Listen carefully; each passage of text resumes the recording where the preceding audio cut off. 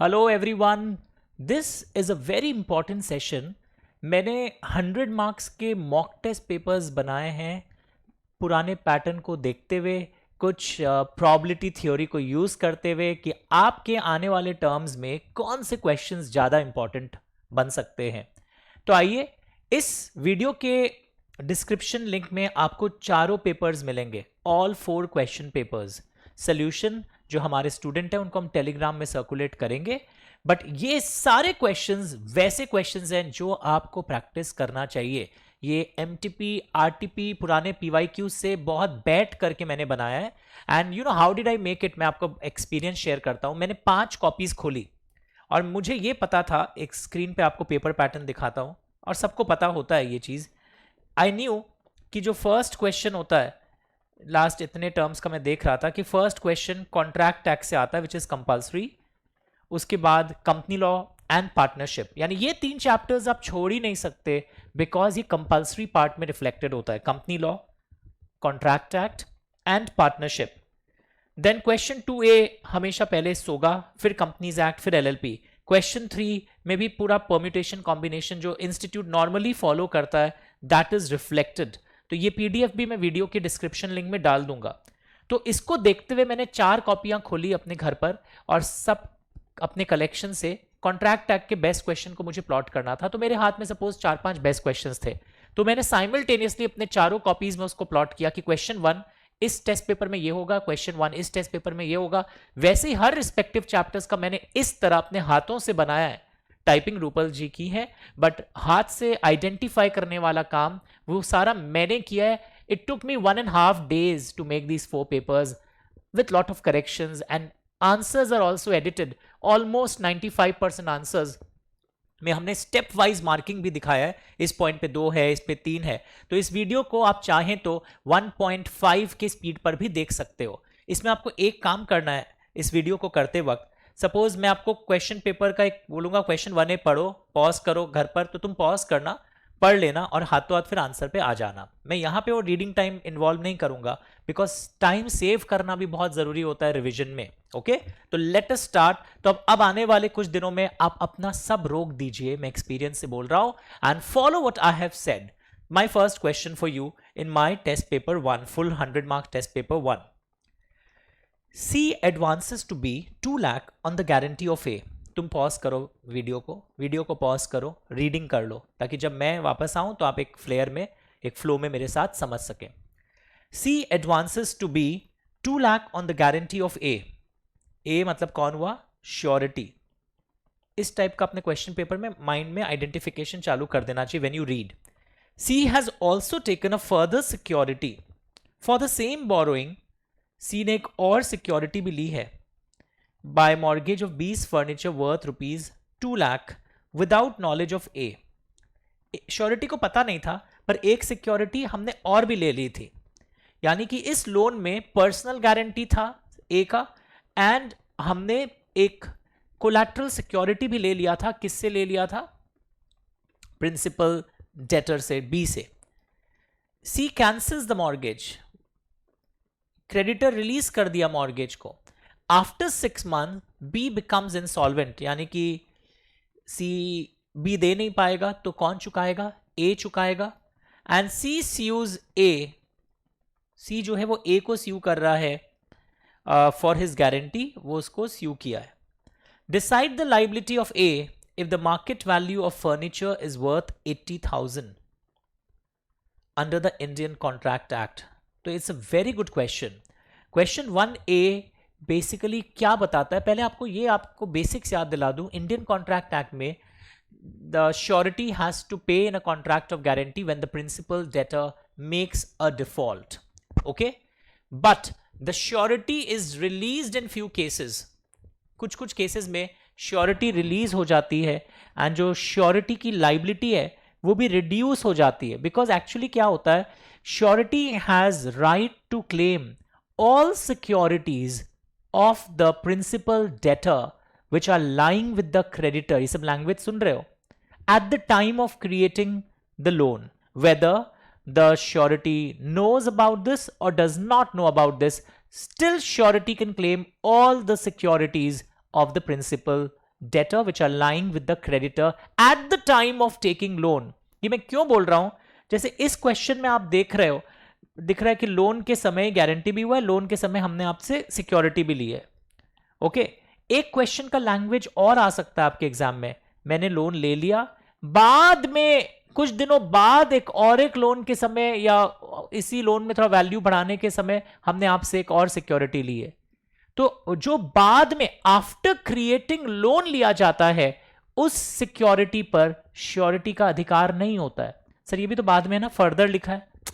यहां पर सेंटेंस की ड्राफ्टिंग ऐसी है कि लोन के समय गारंटी है प्लस फर्दर सिक्योरिटी भी लिया है.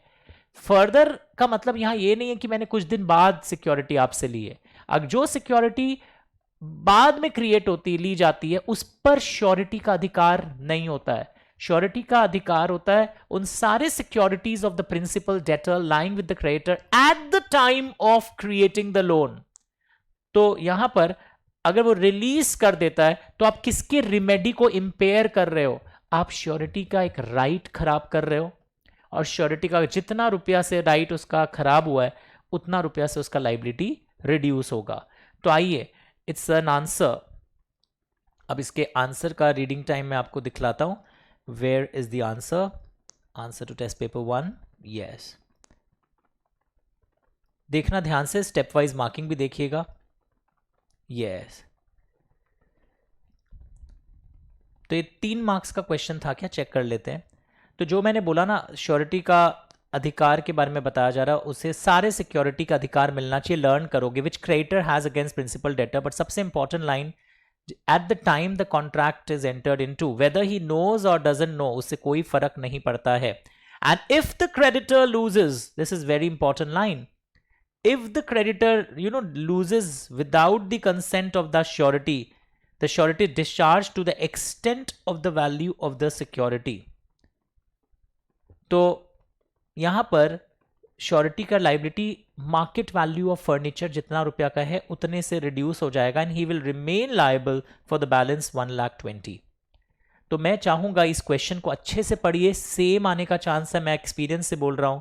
और इसका एक वेरिएंट क्वेश्चन भी मैंने आपको करवा दिया ताकि अगर वो भी चेंज हो तो at the time the contract is entered into, if you are parting with this then this is the scenario.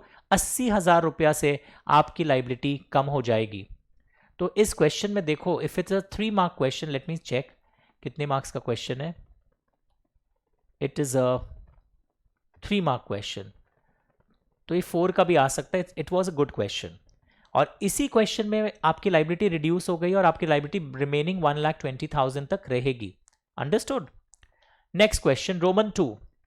चलिए, रीडिंग टाइम. आप वीडियो पॉज करिए घर पर, आप घर पर वीडियो पॉज करिए ताकि आप रीड कर सको पहले क्वेश्चन 2 को, और ये वीडियो के डिस्क्रिप्शन लिंक में भी पेपर डाला हुआ रहेगा. Question Roman 2. Mrs. A delivered her old silver jewelry to Y, a goldsmith, for the purpose of making a silver bowl out of it. हर शाम को वो unfinished good silver bowl to put into the box, वो उसको मिलता था, Goldsmith को मिलता था, वो उसके बॉक्स में डालना पड़ता था. मिसेज ए जो दे के गई थी, she kept the keys of the box with herself. एक गोल्डस्मिथ के वहाँ जाकर उस बॉक्स में रखती थी कुछ गोल्ड, सिल्वर बोल और के लिए कुछ सामान सिल्वर उसमें, और फिर वो चाबी ले आती थी. एक night silver bowl was stolen from that box, चोरी हो गया. Was there a contract of bailment, whether the possession was delivered, actual और कंस्ट्रक्टिव. मतलब बेसिकली बेलमेंट है या नहीं है. आपको पहले तो बेलमेंट का कॉन्सेप्ट याद होना चाहिए. बेलमेंट में delivery of possession of the goods is given from one person to another person for some purpose. Understood? Possession is given of movable goods. Ownership transfer नहीं हो रहा है. What are you doing in bailment? Possession of movable goods is transferred from one person to another person. Possession word paper में आएगा. यहां पर आप बताइए, हाँ सर पोजेशन गया ना, गोल्डस्मिथ के यहाँ था वो और चोरी हो गया, उसने ध्यान नहीं रखा. लोगों को सिर्फ वो चीज दिख रहा है कि उसने ध्यान नहीं रखा, ऐसे जानबूझ के लिखेगा उसने रीजनेबल केयर नहीं लगाया. पर तुम देखो यार, बेलमेंट हुआ या नहीं हुआ? नहीं हुआ. You have only given the custody of the movable goods to the goldsmith. There's a difference between the word possession and custody. In possession, ultimate control over those goods are given, but this is not the case because the keys are with Mrs. A. तो ये सब words, ये सब lines answer में आना चाहिए. लोग इसमें ना वो रीजनेबल केयर में चले जाते हैं, पर पहले ही तो ये चेक करो ये बेलमेंट का केस है या नहीं है. तो ऐसे और क्वेश्चन हम लोग किए थे. कार पार्किंग जब आप करते हो तो वो भी केस बेलमेंट नहीं होता, चाबी तो आप ही के पास होती है. आप जब आपका और भी केस था, बैंक में लॉकर में ज्वेलरी रखते हो, ये भी बेलमेंट नहीं है, एक चाबी तो आपके पास होती है. अंडरस्टूड. तो ऐसे बहुत केसेस थे जहां पोजेशन और कस्टडी का डिफरेंस, बेलमेंट का डेफिनेशन, ये रिफ्लेक्ट करोगे आप. कहां दिया हुआ है तो टाइम कम लगे और चीजें भी अच्छी समझ में आए. Wow, this portion was very important. आप वीडियो पॉज करके भी रीड कर सकते हो. Can you see this? मैं आंसर के पीडीएफ नहीं सर्कुलेट करूंगा, वरना लोग क्या फिर वीडियो को देखेंगे नहीं, सिर्फ आंसर्स आपस में यूज कर लेंगे. I will not circulate answer PDF.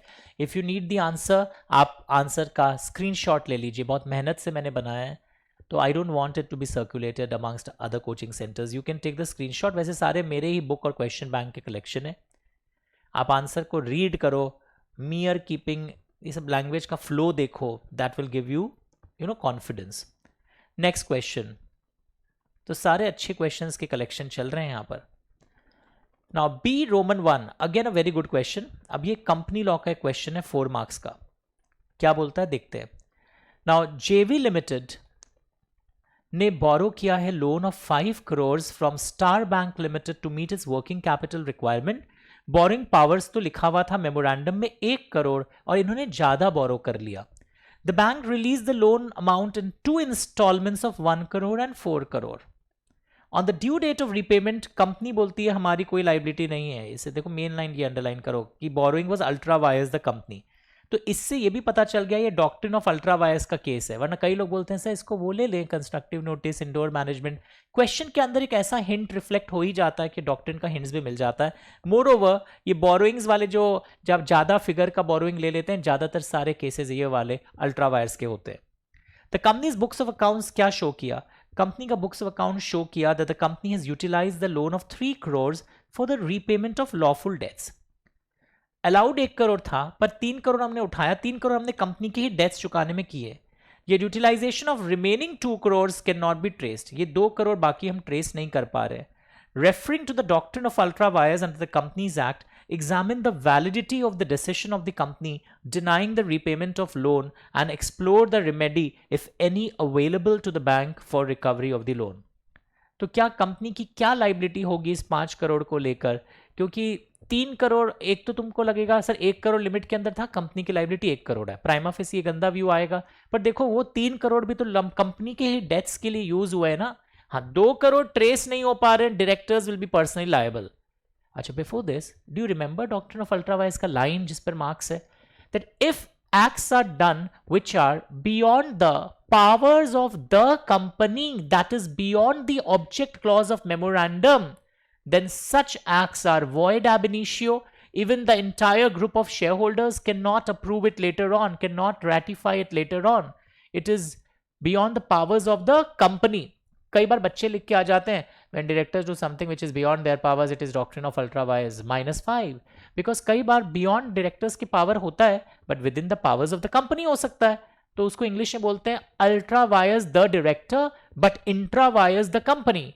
But doctrine of ultra vires कब अट्रैक्ट होता है? When it is ultra vires the company. जब कंपनी के पावर्स के बियॉन्ड आप चले जाते हैं, then comes the doctrine of ultra wires.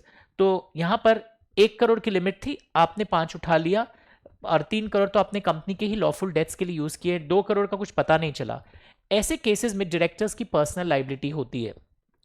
And अगर कभी कंपनी में शेयर होल्डर्स देखें कि डायरेक्टर्स लोग अल्ट्रावायर्स ट्रांजैक्शन कर रहे हैं, तो वो कोर्ट में इंजंक्शन के लिए अप्लाई कर सकते हैं कि रोका जाए.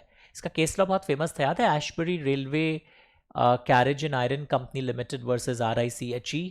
ओके, तो इसमें क्लास में बहुत ड्रामा किया गया था, पर अभी आपने देखा क्वेश्चन पेपर पढ़ने के समय किस तरह कुछ की लाइंस को अंडरलाइन करना चाहिए, वरना कई लोग सारा चीज अंडरलाइन कर लेते हैं तो फिर वो खो जाते हैं हाउ टू रीड.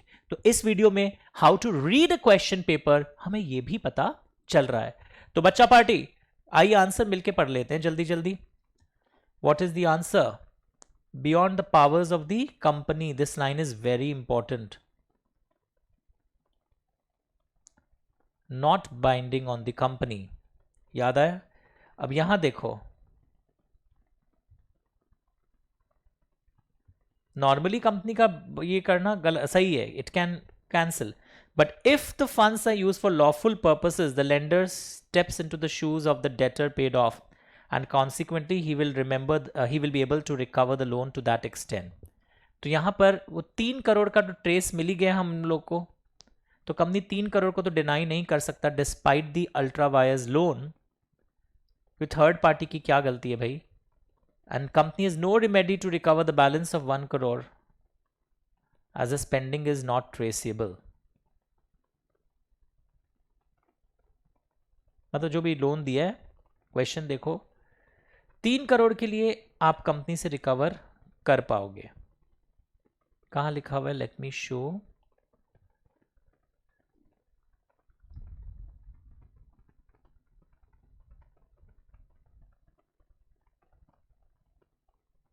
लिखा है क्वेश्चन के 2 पार्ट्स, ये भी आइडेंटिफाई करना चाहिए कि how many parts are there. Validity of the decision denying the repayment of loan, explore the remedy available to the bank for recovery of the loan. तो company का decision prima facie it appears to be correct, I will deny, इतना तो हमारा था ही नहीं.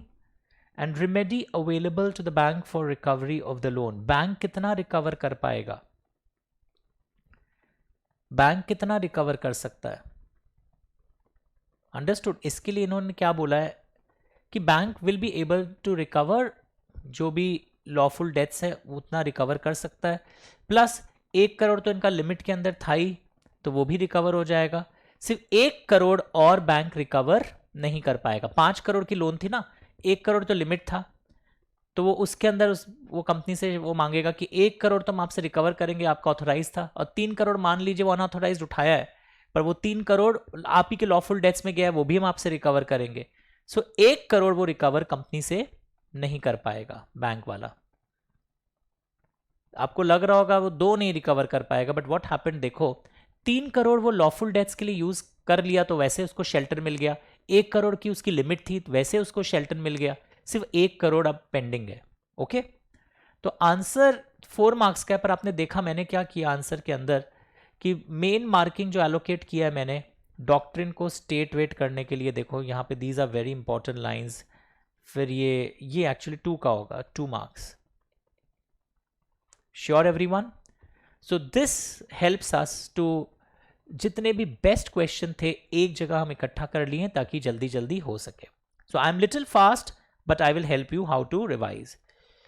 Now यहां पर देखा हुआ है discuss in brief the content कि क्या रहता है आर्टिकल्स में, and model of articles of association according to which director and other officers are required to make and perform their functions regarding management of companies accounts and audit. लोग डर गए कि articles में क्या रहता है and what is the model of articles. 2 part है, content and model.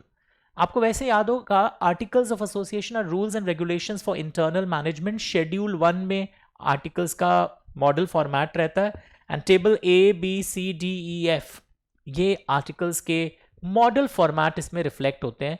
Usually company limited by shares they adopt table F of schedule 1 to companies act. तो इसके अंदर क्या कंटेंट रहता है and what is the model format of articles.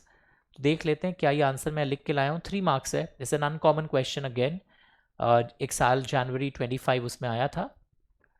तो what is the content and model format of articles of association. ये answer B Roman 2 is missing. I will show it to you. Basically इसमें आपको यही सब बताना था जो मैंने अभी आपको बताया. The model format, I will show you the company law book. Just a second.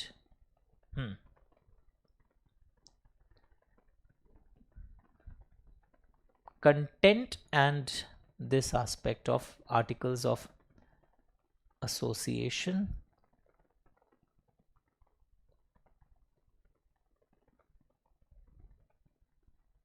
आइए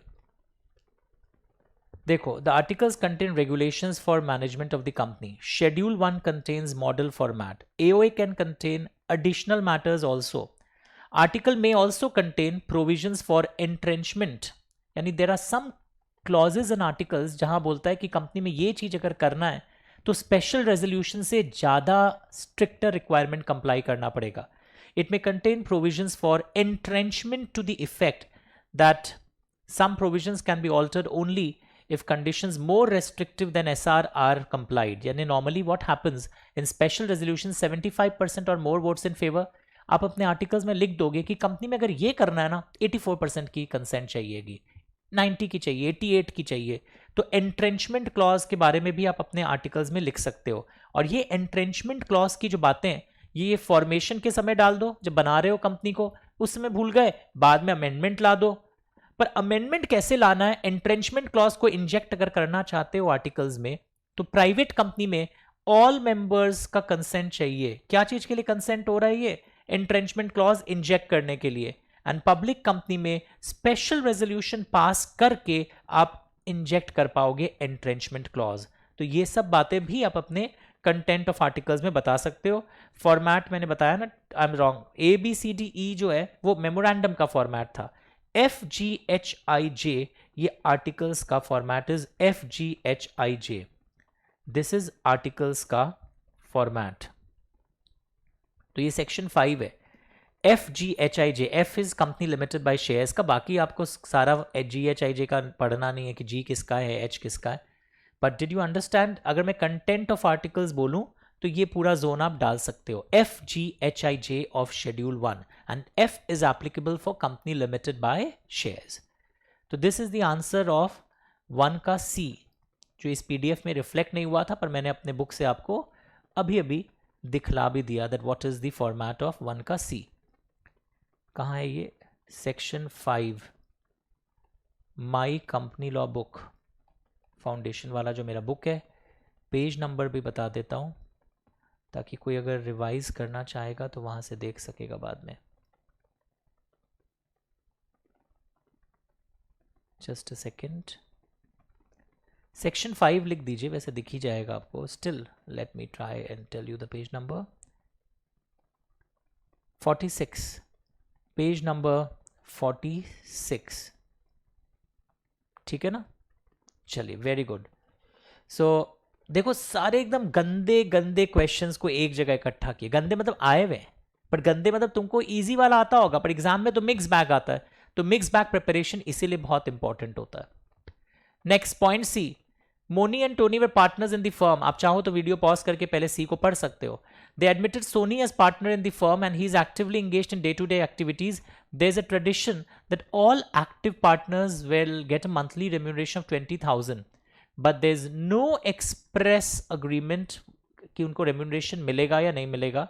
After admission of Sony in the firm, Moni and Tony are continuously getting salary, but no salary was given to Sony from the firm. Sony claimed his remuneration, but other partners denied that there was no express agreement. तो जब express agreement ना हो तो क्या salary claim किया जा सकता है पार्टनर के द्वारा? तो ये सब क्वेश्चंस हम लोग वहाँ भी पढ़ते थे. और इधर पे क्या लिखा है, पढ़ के देखिए कि सबको अगर कस्टमरली मिलता है बाकी दो पार्टनर्स को, मान लिए इसके लिए कोई एक्सप्रेस एग्रीमेंट नहीं है पर उनको भी तो कस्टमरली मिल रहा है ना. तो वेयर इट इज कस्टमरी, एक ट्रेंड है इनके यहाँ पे, टू पे remuneration for conducting, he can claim it even on the absence of a contract. तो ज्यादातर पब्लिक लिख देगा रिटर्न नहीं है ना, सैलरी तो रिटर्न होने से मिलता है. और if there is a customary trend, तो इस क्वेश्चन का लैंग्वेज पढ़ के क्या पता चला, यहां पे कस्टमरी ट्रेंड था देने के लिए, तो व्हाट्स द प्रॉब्लम अगर कस्टमरी ट्रेंड में हम इसको भी दे देंगे. तो again this was a very typical question. तो खोज खोज के गंदे क्वेश्चंस को इकट्ठा किया गया है. टेस्ट का मतलब टीचर का ये नहीं कि मैं आपका झूठ मूठ का कॉन्फिडेंस बढ़ाने के लिए कि अमित सर से पढ़ के बहुत अच्छा लगा, सारा इजी क्वेश्चंस दे दूं, आपका कॉन्फिडेंस बढ़ जाए और एग्जाम हॉल में जाके डिप हो जाए. तैयारी ऐसा करेंगे कि एग्जाम हॉल में नए क्वेश्चंस, अजीब क्वेश्चंस, अनोखे क्वेश्चंस आएंगे तो भी हम हैंडल कर सकते हैं. तो अगर मैं भी स्टूडेंट होता हड़बड़ी में यही लगता, हाँ रेम्यूनरेशन देने के लिए तो अग्रीमेंट में लिखा होना चाहिए. But if there is a customary practice, नहीं लिखा होगा तो भी आप दे सकते हो. मिला हिंट्स? चलो गुड. नेक्स्ट पे आ जाइए. अच्छा, वैसे अब एक बच्चा पूछ रहे हैं पता कैसे चला कि इसको दे सकते हैं हम लोग। देखो क्या लिखा हुआ है, there is a tradition in the firm, ये लाइन बहुत इंपॉर्टेंट थी कि all active partners will get a monthly remuneration, तो उस ट्रेडिशन के मद्देनजर इनको मिल रहा है, दैट्स इट। नेक्स्ट देखिए हमारा वापस पार्टनरशिप का क्वेश्चन। तो मैंने एक पेपर पैटर्न जो दिखाया था, पहले कॉन्ट्रैक्ट एक्ट के 2-3 सब पार्ट्स जैसे भी क्वेश्चन होते हैं, after contract act you get questions on company law, then you get questions on partnership. तो partnership, company law and contract तो छोड़ ही नहीं सकते, कॉन्ट्रैक्ट तो ऐसे भी नहीं छोड़ सकते, मतलब आधा सिलेबस ही आप इनडायरेक्टली देखोगे कॉन्ट्रैक्ट एक्ट पढ़ने में जाता है। But students ignore special contracts, वो बहुत अच्छे से करना, बिकॉज स्पेशल कॉन्ट्रैक्ट्स में लोग लिख नहीं पाते हैं अच्छे से, वो fraud, coercion, offer, acceptance, consideration, privity of contract, उसके एक्सेप्शन सबको आते हैं, वो एग्जाम में हो सकता है ज्यादा आ भी जाएं, but special contract will determine whether you will score very high marks और नॉट। आइए, interesting. ABC Associates is a partnership firm. ABC were partners. A being a senior partner transfers his share to his son Pratik, a chartered accountant. अपना share आप इसको transfer कर दिए, यानी ये कौन है, ट्रांसफर ही है, ये पार्टनर थोड़ी बन गए अपने आप, ट्रांसफर करने से आप पार्टनर नहीं बनते। Mr. B and C were not interested that Pratik should join them as a partner. After some time, Pratik felt that the books of accounts were displaying only a small amount of profits despite a huge turnover. यानी कि transferee जो है वो books of accounts inspect करना चाहता है of the firm, arguing that उसको right है, हमको बुक्स ऑफ अकाउंट्स दिखाइए। However, the other partners believe he cannot challenge the books of accounts. तो मेरा पहला क्वेश्चन है, can Prateek be introduced as a partner if his father wants to get a retirement? तो admission के लिए तो consent of all partners चाहिए, या पार्टनरशिप डीड में क्या प्रोविजन है वो देखने के लिए। एक फादर जाते वक्त इसको अपने आप बैठा नहीं सकता, ट्रांसफर ही बन सकता है ये, but he can not become a partner. And फिर बोला जा रहा है क्या उसको बुक्स अकाउंट्स देखने का अधिकार है एक ट्रांसफरी को? तो इसके दो आंसर्स होते हैं, जब तक फर्म चल रहा है ट्रांसफरी के कुछ कुछ राइट्स है, एंड कुछ कुछ राइट्स ऑन वाइंडिंग अप उसके अराइज होते हैं। तो ये 4 मार्क्स का है। आइए देखते हैं इसमें क्या क्या लिखा है इन्होंने, बी फास्ट, क्वेश्चन पढ़ लीजिएगा पॉज करके। आंसर देखिए, वही जो मैंने बोला कि एडमिशन अगर करना है तो सारे पार्टनर्स की कंसेंट चाहिएगी आपको। और यहां पे क्या लिखा है आप देखोगे, rights of transferee of partners interest. पहले तो एक क्वेश्चन और भी आता है कि how can you transfer, what are the modes of transferring the partners interest, कैसे कैसे आप ट्रांसफर कर सकते हो। तो ट्रांसफर आप कैसे कर सकते हो, एब्सोल्युटली और बाय मॉर्गेज और creating a charge on his interest, understood, does not entitle the transferee during the continuance of the firm to interfere in the conduct of business or to require accounts or to inspect the books of the firm. तो यहां पे क्या लिखा हुआ है, it does not entitle the transferee, transferee को ये power नहीं दिया जाता है ड्यूरिंग द कंटिन्यूएंस कि आप बिजनेस एक्टिविटीज में पंचायती करें या अकाउंट्स मांगे या बुक्स मांगे। आप इंटरफेरेंस भी नहीं कर सकता, अरे ये कर लीजिए बेटर होगा, ये ज्यादा रैशनल स्टेप है। But transferee can only receive the share of profits of the transferring partner. तो ड्यूरिंग कंटिन्यूएंस उसका राइट है only receive the share of profits of the transferring partner, but he can not interfere in the business, and the transferee shall accept the accounts of profits agreed to by the partners. Okay, तो ये part आपको समझाना है। On winding up उसके कुछ कुछ rights आते हैं, वो यहां पे अभी नहीं बताया मैंने, पर ये पूरा बात को समझ में आ गया। During the continuance, number 1 you can not interfere in the conduct, number 2 you can not demand accounts, you can only get the share of profits of the transferring partner as agreed. पक्का everyone? So this was again a good one. ये एक अच्छा question था जहां मैंने transferee वाले part को भी टच कर दिया। नाउ क्वेश्चन 2A पढ़ना शुरू करिए। अब आप पैटर्न जब देखोगे ना, वो पैटर्न का जो मैंने कॉलम बनाया था, क्वेश्चन 2 का जो पहला क्वेश्चन अब होता है सब ये सेल ऑफ गुड्स के transfer of ownership, sale on return basis, ये सब से यूजुअली रिफ्लेक्ट होता है। तो that zone is very important. Transfer of ownership के जो अलग अलग स्टेजेस थे ना, कब कब ओनरशिप ट्रांसफर होता है, वहां से यूजुअली हर टर्म में क्वेश्चन आ रहा है।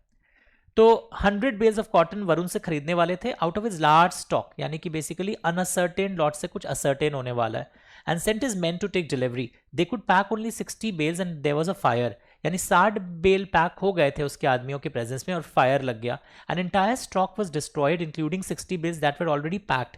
तो अब ये लॉस कौन बियर करेगा और कितना, कौन कितना बियर करेगा?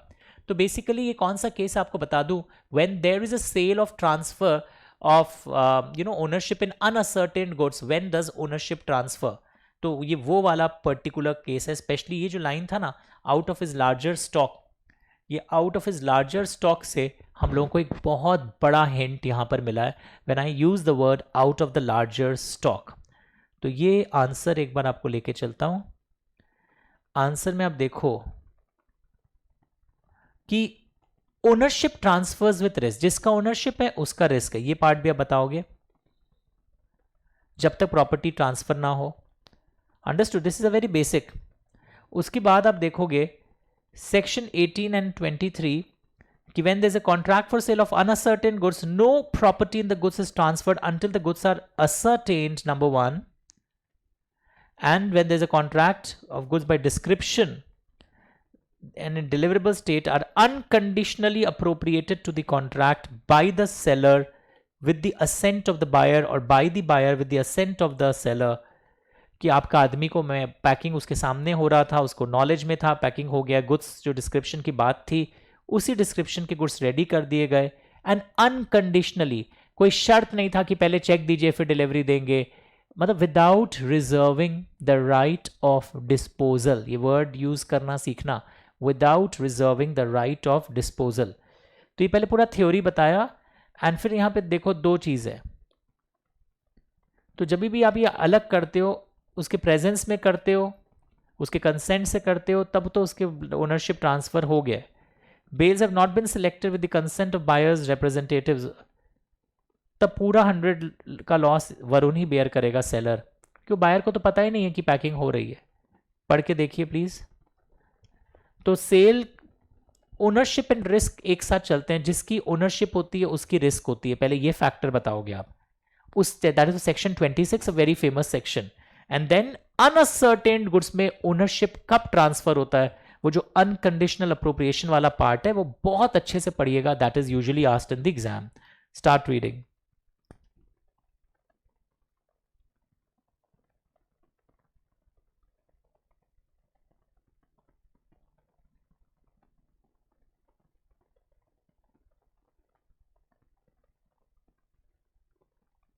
तो सारे अच्छे क्वेश्चन का कलेक्शन एक जगह, इन 4 पेपर्स, मैंने 4 बनाया है, मेरे पास 2 और है, तो 6-7 पेपर में आपके सारे अच्छे कलेक्शन हो गए।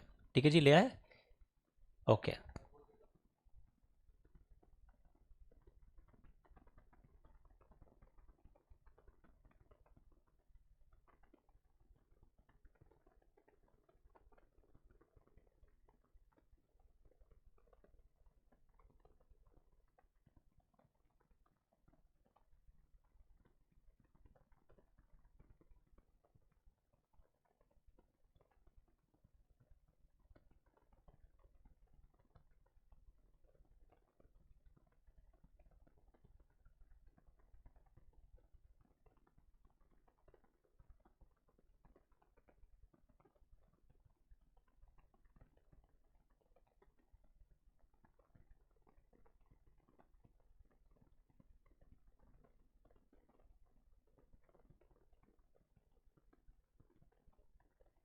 Question, Avyukt purchase 100 kgs of wheat from Bhaskar at 30 per kg. Language मिला? Bhaskar says that wheat in is where, Avyukt ने व्हीट खरीदा है, भास्कर बोलता है व्हीट किशोर के वेयर हाउस में है, द वेयर हाउस कीपर। ठीक है, सारे लोग शहर में एक्चुअली किशोर के वेयर हाउस में रखते थे। किशोर कंफर्म अव्युक्त कि हमारे पास पड़ा है, आप आके ले लीजिएगा, हम होल्ड कर रहे हैं आपके बिहाफ में। Before Avyukt picks the goods from warehouse, the whole wheat is now, submerged in flood. Now Avyukt wants his price on the contention that no delivery has been done by the seller. आप मेरे को पैसा दीजिए, delivery भी नहीं मिला, वो माल जो सड़ा वो आपका है। तो क्या अव्युक्त राइट है? तो बेसिकली ये no delivery has been made. कई बार स्टूडेंट पूछते हैं सर ये ओनरशिप रिस्क एक्सप्लेन करना है या क्या करना है। यहां पे देखो, यहां जो क्वेश्चन का फ्रेमवर्क है, custody, warehouse keeper acknowledge कर रहा है कि अरे उनके बिहाफ में हम होल्ड कर रहे हैं, आप ही के बिहाफ में होल्ड कर रहे हैं, जब चाहे ले लीजिएगा। This is a case of constructive delivery, इसलिए यहां पर रिस्क जो है अव्युक्त का ही माना जाएगा। ओनरशिप तो ऐसे भी पास हो ही गया था उसको, बिकॉज सेल हो गई थी कंप्लीट, और कंस्ट्रक्टिव डिलीवरी भी माना जा रहा है। तो लुक एट द स्क्रीन, यहां पे when delivery by change in custody acknowledges that he is holding on behalf,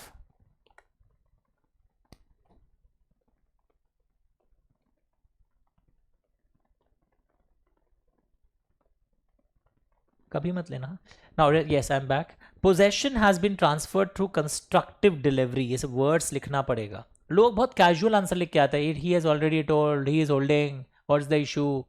और कंस्ट्रक्टिव डिलीवरी को समझाया भी आपने, when a person is in possession of goods belonging to the seller acknowledges to the buyer that he is holding the goods on buyer's behalf। पढ़ के देखिए। Are you getting this? So Avyukt correct नहीं है, he cannot claim the price back। Price तो already दे दिया है, तो वो प्राइस वापस नहीं मांग सकता है कि प्राइस दीजिए। अज्यूम किया जा रहा है कि प्राइस इज ऑलरेडी पेड। पढ़ के देखिए।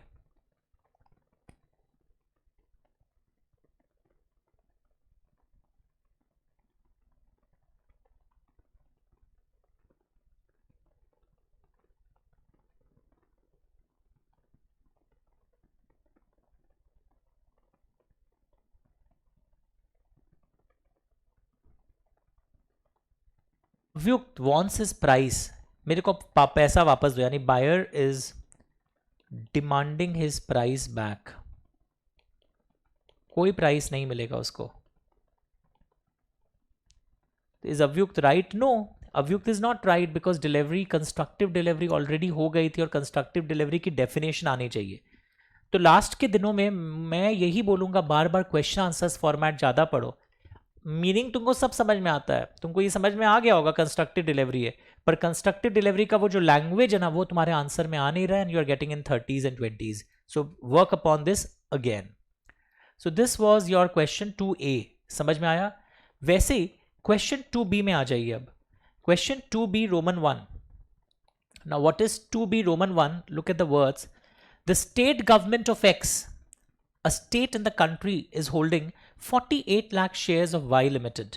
यानी देखो ये Y Limited है, ये स्टेट गवर्नमेंट है X, 48 लाख शेयर्स होल्ड कर रहा है। The paid up capital of Y Limited is 9.5 crores, 95 lakh shares, 95 lakh shares of so and so. Okay, तो आपको इसका परसेंटेज निकालना पड़ेगा। Y Limited डायरेक्टली होल्ड्स, इसको ओरली मत करना, फंस जाओगे। Y Limited जो है वो भी होल्ड करता है इन Z प्राइवेट लिमिटेड। ओके, इतना shares out of so many shares. Okay, Z private limited claim the status of subsidiary of company. किसका सब्सिडियरी मान रहा है वो अपने आप को? Y Limited का। Okay, Z private limited claim the status subsidiary company as well. Z private limited बोलता है कि मैं तो गवर्नमेंट कंपनी भी हूं। तो आपको ये पूछा जा रहा है क्या ये सही है? देखो, Z प्राइवेट लिमिटेड सब्सिडियरी तो मुझे फिर भी लग सकता है, बिकॉज ग्रेटर दैन 50% मैं मान लूंगा सारे इक्विटी शेयर्स है, तो मुझे ग्रेटर देन 50% इक्विटी शेयर्स दिखने लगे। पर गवर्नमेंट के होल्डिंग सब्सिडियरी के लिए जो चाहिए होता है वोटिंग राइट्स वाले शेयर्स, पर गवर्नमेंट कंपनी का डेफिनेशन क्या होता है? It is not 50, it is greater than equal to 51% of paid up share capital CG plus SG अगर होल्ड करे या दोनों मिलके होल्ड करे।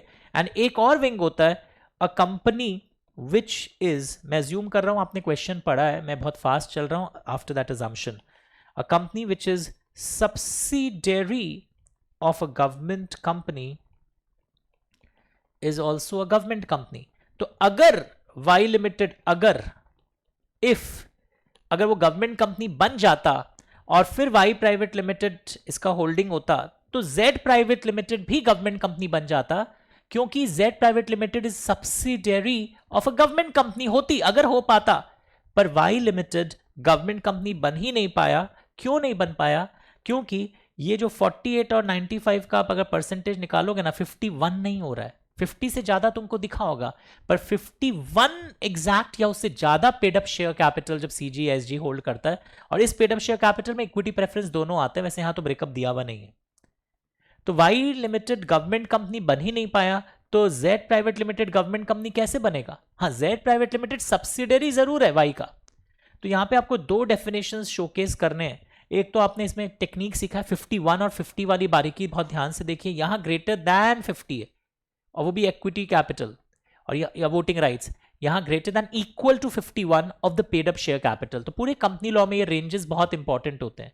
जैसे सब्सिडरी कंपनी का तो आपको क्लियर हो गया, वैसे एसोसिएट कंपनी के जब क्वेश्चंस आते हैं, एक कंपनी जब और एक कंपनी पे सिग्निफिकेंट इन्फ्लुएंस एक्सरसाइज करता है, ये कैसे आता है?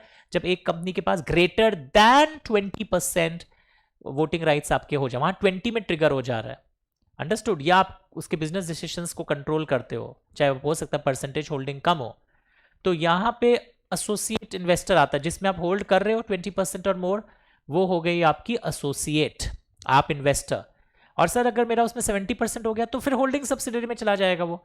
यानी एसोसिएट का रेंज क्या होता है? 20% और more and not crossing 50% of the voting rights, तब आप एसोसिएट है। और मोर देन 50 होने से ऑफ द वोटिंग राइट्स वाले आपके पास सिक्योरिटीज अगर आ जाए, तो सब्सिडरी एंड होल्डिंग का relation is coming into picture. तो 2B रोमन 1 अगर आप आंसर देखोगे ना, तो इसमें गवर्नमेंट कंपनी का डेफिनेशन है, इसमें सब्सिडरी कंपनी का डेफिनेशन है पूरा, फिर कैलकुलेशंस दिखाया गया है जहां पे आप देखोगे वो गवर्नमेंट कंपनी क्यों नहीं हो पाया, because of this line. And ये लाइन भी बहुत इंपॉर्टेंट है, क्योंकि यहाँ पे वो सब्सिडरी वाला एंगल घुस सकता था, करीब जाकर ये घुस नहीं पाया। तो this was a very good question, जरूर करके जाना। एंड व्हाट एल्स, सब्सिडरी है पर वो नहीं है। तो हमेशा पहले आप डेफिनेशन पे फोकस करिए, उससे फायदा क्या होता है ना, आपका एनालिसिस भी उसी से निकलना शुरू हो जाता है। तो this was a good one. Next question हमारा इसी पार्ट में आप देखोगे क्या लिखा हुआ है। अगेन अ बोरिंग क्वेश्चन, आपकी कंपनी का रजिस्टर हो गया आर्टिकल्स एंड मेमोरेंडम।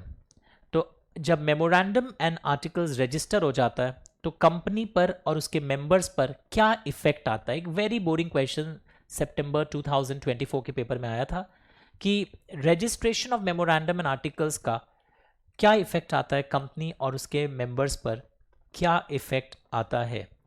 तो from the date of incorporation, जैसे आप इनकॉर्पोरेट हो जाते हो, the subscribers to memorandum and all members of the company shall become a body corporate. जैसे रजिस्ट्रेशन हो जाता है ये सब चीज़ों का, वो एक बॉडी कॉर्पोरेट बन जाती है, उसका एक परपेचुअल सक्सेशन आ जाता है। They can hold, dispose of the property, they can contract, they can sue, be sued in his own name. And when they register, they bind the company and the members to the same extent as if each of them have, signed and agreed to observe all the provisions. यानी माना जाएगा सबने sign भी किया और सब कोई एक एक प्रोविजन का कंप्लाई भी करेंगे। All moneys payable by any member, सारे पैसे payable by any member to the company, member जो पैसा कंपनी को देने वाला था वो माना जाएगा कंपनी के डेट्स है, and you can sue for those debts your members. तो ये आंसर एक बार देखो, बिकॉज ये नेग्लेक्टेड जोन है, स्टूडेंट्स इसको छोड़ के जाते हैं और फिर 2 मार्क्स ब्लॉक हो जाता है कि रजिस्ट्रेशन से कंपनी पर क्या फर्क आया, और फिर माना जाएगा कि साइंड है by member and each member and सारे प्रोविजंस कंप्लाई करेंगे, और किसी मेंबर का कुछ ड्यू बाकी होगा तो ये माना जाएगा डेट है towards the company. Understood? Similarly the next question यहां पर आप देखो, question 2C, what do you mean bye rectification of name of LLP and what do you mean by small LLP?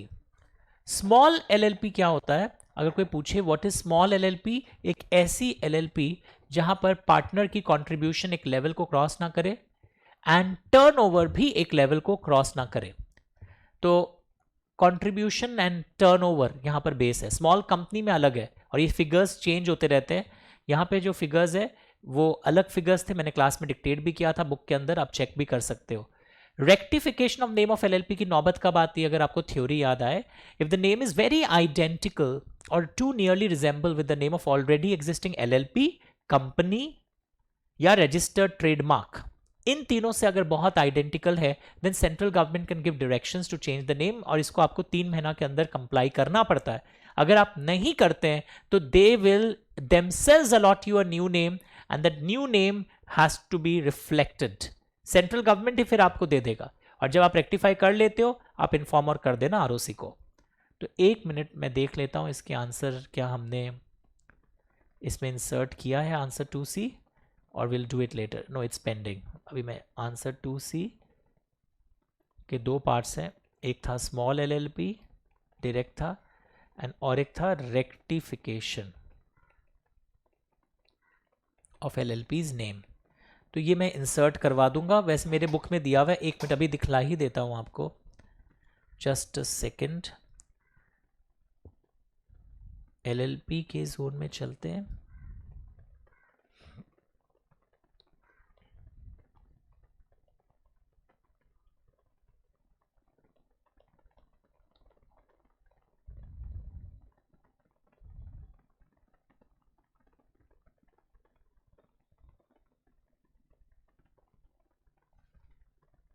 ये देखिए section number,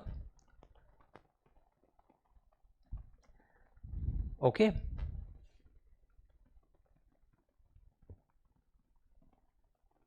yes, identical or to nearly resemble registered trademark, और ये सब दिखा. 3 महीने के अंदर आपको नाम चेंज करना है.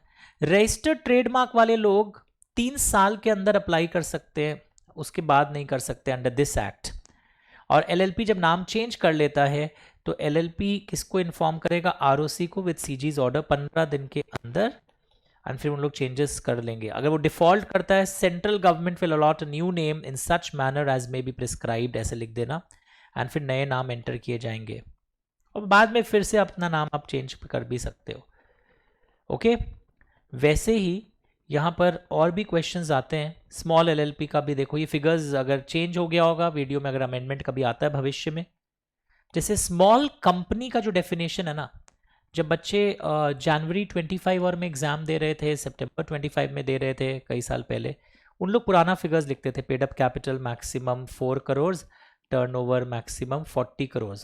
But May 26 onwards most probably, जो डेट मुझे याद है, तब फिगर्स स्मॉल कंपनी के चेंज हो गए थे.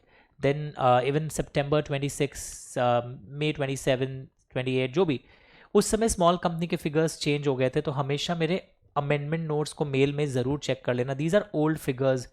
जनवरी 25 जब बच्चा दे रहा था लास्ट, उन लोग ये फिगर लिखे थे. एंड स्मॉल कंपनी में कई बार फिगर्स सेटिस्फाई होने से भी नहीं होता. Some companies are excluded. Small companies a private company whose these conditions are satisfied. Understood? जनवरी 25 एक लास्ट टर्म था जो 4 ही लिखा था. उसके बाद वाले टर्म्स के लिए ये फिगर नहीं है. तो ये लिख देना, May 26 onwards figures will change for small company, not for small LLP. And small LLP की ऑडिट भी नहीं करवानी पड़ती है, ये भी याद होनी चाहिए आपको. ओके, तो इससे फ़ायदा क्या होता है? इस रिवीजन से आपको बहुत चीज़ें बहुत लंबे टाइम तक स्टोर रहता है. बिकॉज आप कहीं गलती करते हैं ना, तो आपको याद आता है कि ये मैंने गलती किया है. तो स्मॉल LLP भी दिखेगा आपको, मैं बताऊंगा पेज नंबर. अच्छा, you wanted the page number. In my math it was 89 company law mat and rectification was 88. वैसे और भी कई क्वेश्चंस यहाँ पे आप देखोगे. लाइबिलिटी ऑफ LLP कहाँ से मीट होता है, क्या LLP के पार्टनर को देना पड़ता है, नहीं देना पड़ता है, ये सब बातें. एक्सटेंट ऑफ लाइबिलिटी, ये सब बहुत इंपॉर्टेंट एग्जाम के लिए. यहाँ से कुछ हलचल मचने वाला है. 27 एंड 28 भी मैंने फ्रेम किए आपके आंसर्स के लिए. चलिए, very good. Next comes our next line of attack. तो ये पूरा हमारा क्वेश्चन 2 जाकर कंप्लीट हुआ है. Now this is a very good question. Full page, start reading everyone. यहाँ पे आप देखोगे बहुत कुछ मिक्स नजर आएगा. क्या माइनर को बेनिफिट्स ऑफ पार्टनरशिप में आप दे सकते हो, और वो बड़ा हो जाए तो क्या होगा, मतलब लॉट ऑफ थिंग्स यहाँ पर एक साथ इन्वॉल्व है. तो क्वेश्चन 3 में कर देता हूँ एक बार full page, start reading.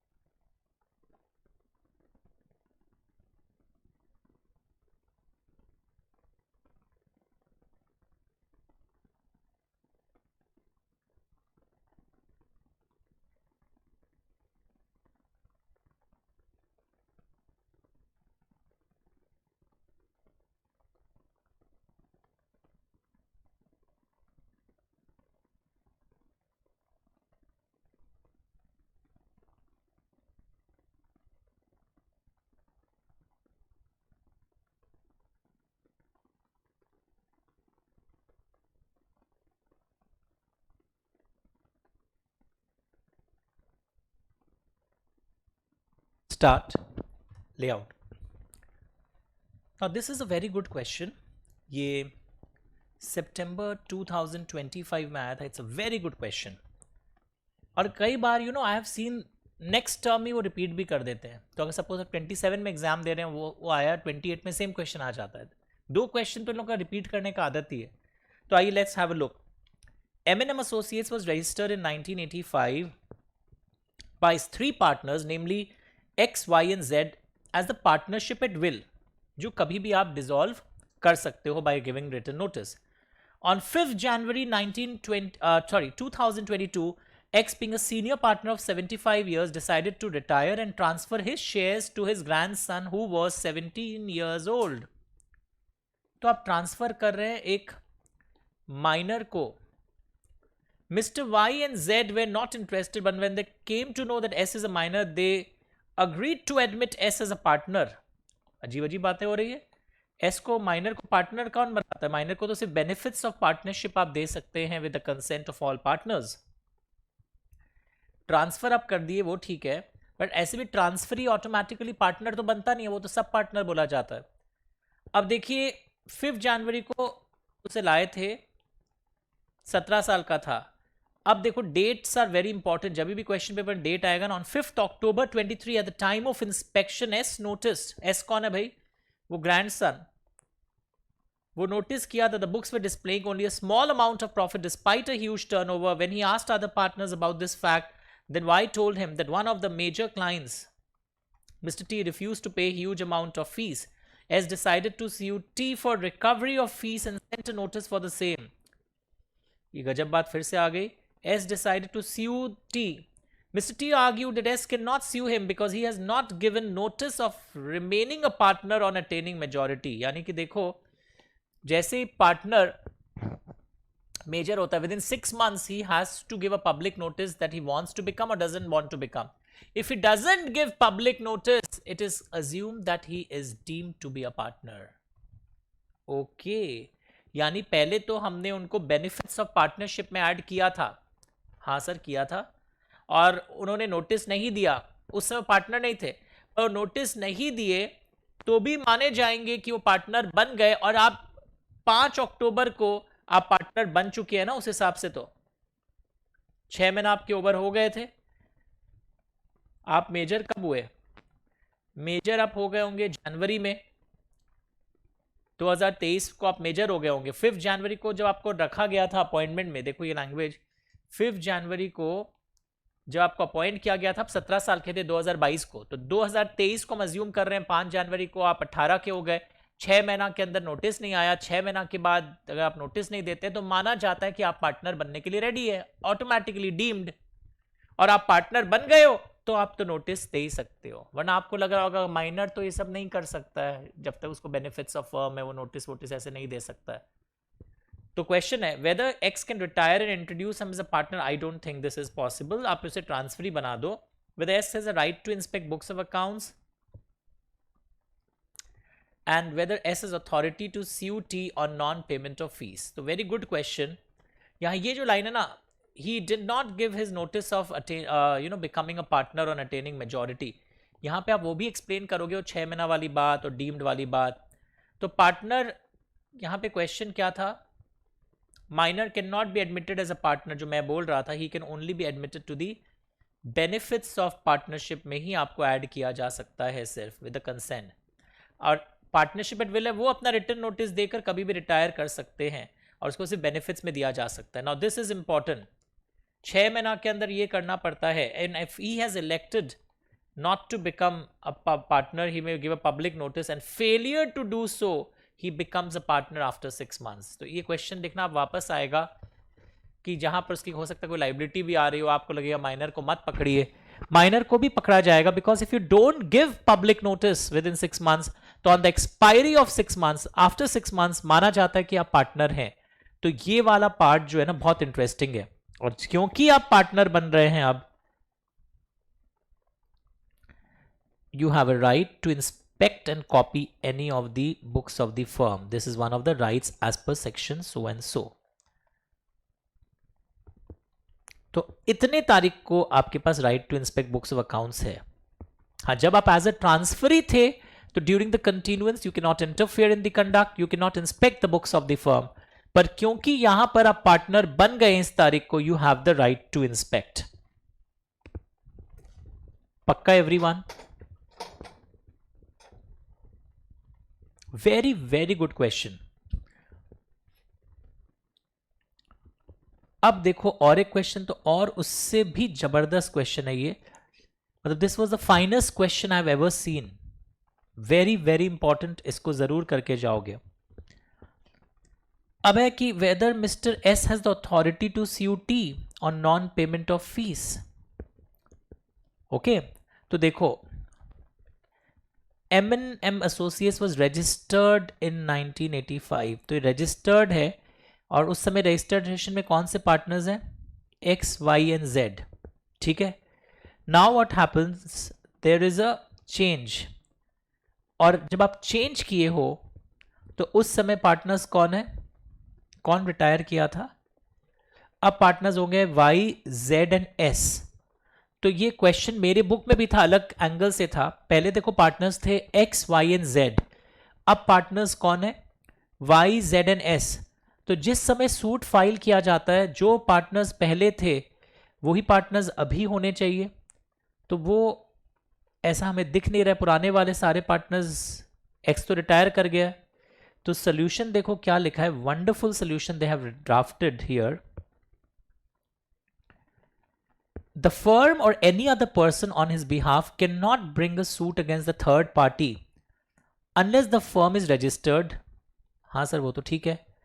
And the persons suing are or have been shown in the register of the firms as partners in the firm.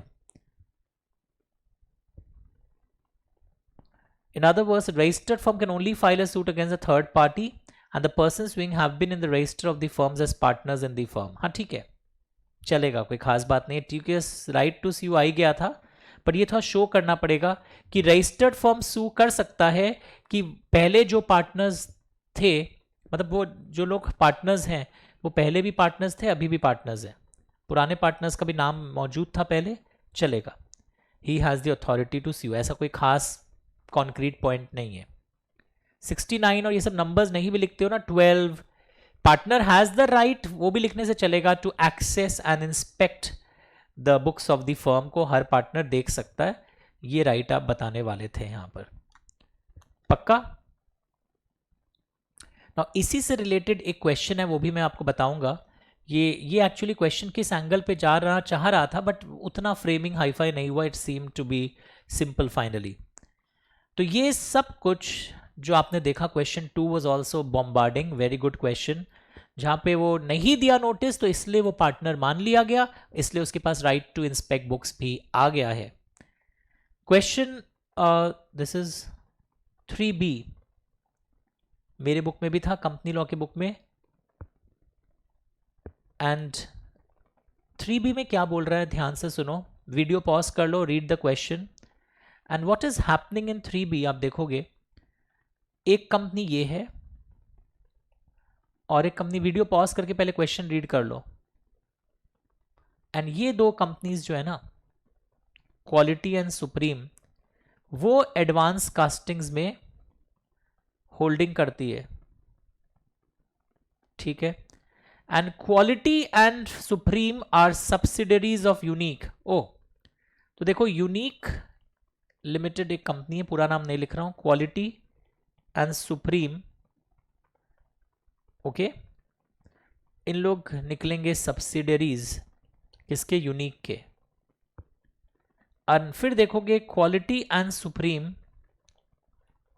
Advanced castings में होल्ड करते हैं, और वहां पे भी ऐसा कुछ होगा। यानी कौन सा केस है पता है, when a company through it's subsidiary companies along with its subsidiary company hold greater than 50% of voting power in another company, that is Advanced Castings Limited। तो Advanced Castings Limited भी सब्सिडरी माना जाएगा unique limited का। यानी कि आप समझ रहे हो, चेन होल्डिंग, इनडायरेक्ट होल्डिंग, तो वो लाइन आंसर में वो लोग ढूंढेंगे, when a company along with its subsidiary companies। तो इसमें आप देखोगे पहले सब्सिडरी कंपनी का डेफिनेशन पूरा समझाओगे, और फिर कौन किसका सब्सिडरी हुआ वो स्टैब्लिश करोगे। तो तो इफ द डेफिनेशंस एंड समझाने वाला पार्ट अच्छे से नहीं दिया हुआ हो तो फिर मार्क्स नहीं मिलेगा। तो 3B वाज 3B है क्या, चेक कर लेते हैं। It was a very predictable question paper, मतलब 3B, पर इसमें लिखने का कला एक चैलेंज आएगा। 3C, an anticipatory breach of contract is a breach of contract occurring before the time fixed for performance।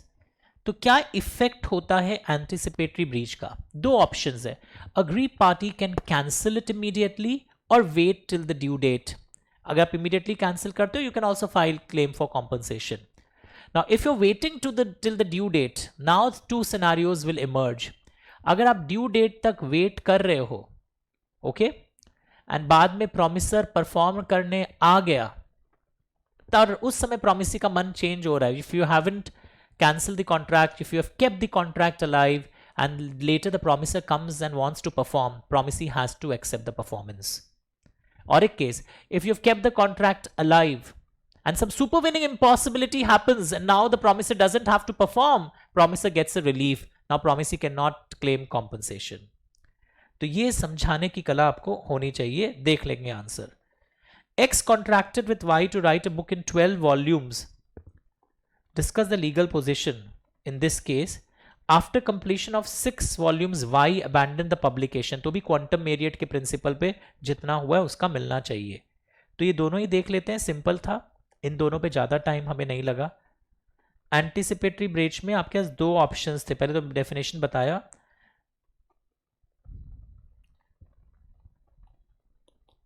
ये देखोगे, treat the contract is rescinded and sue for damages without waiting to the due date, और वो he may elect not to resign। Now if he keeps the contract alive, फिर क्या situations होती थी, and that party अगर आ जाता है बाद में, ही मे स्टिल परफॉर्म, और अगर कोई कारण से सुपरविनिंग इम्पॉसिबिलिटी हो जाती है तो उस पार्टी को एडवांटेज भी मिल जाता है। तो ये मेरे बुक से पढ़िएगा, this is very important, 3 term से 4 टर्म से आया नहीं है, तो एंटीसिपेटरी ब्रीच का लैंग्वेज जरूर पढ़िएगा हमारी किताब से। क्वांटम मेरियट के बारे में पहले बताया, when a person has begin the work but before he could complete it, other party terminates the contract and discharges the contract, या impossibility कुछ आ गई, then the innocent party can claim for the work done proportionately। जितना काम हुआ है उतना वो claim कर पाएगा। So this is usually quantum merit is brought by the party who is not at fault। When a person has begun the work, English दिख रहा है, and before he could complete it, the other party terminates the contract। आपने publication बंद कर दी उसके writing करने के पहले, he can claim for the work done under the contract and recover the value of work done। इसको proportionately जितना काम हुआ है उतना। तो when a person has started the work and before he could complete, the other party terminates, termination जरूरी होता है और एक पार्टी के द्वारा, तब quantum merit will arise। पक्का everyone? Now come to question number 4।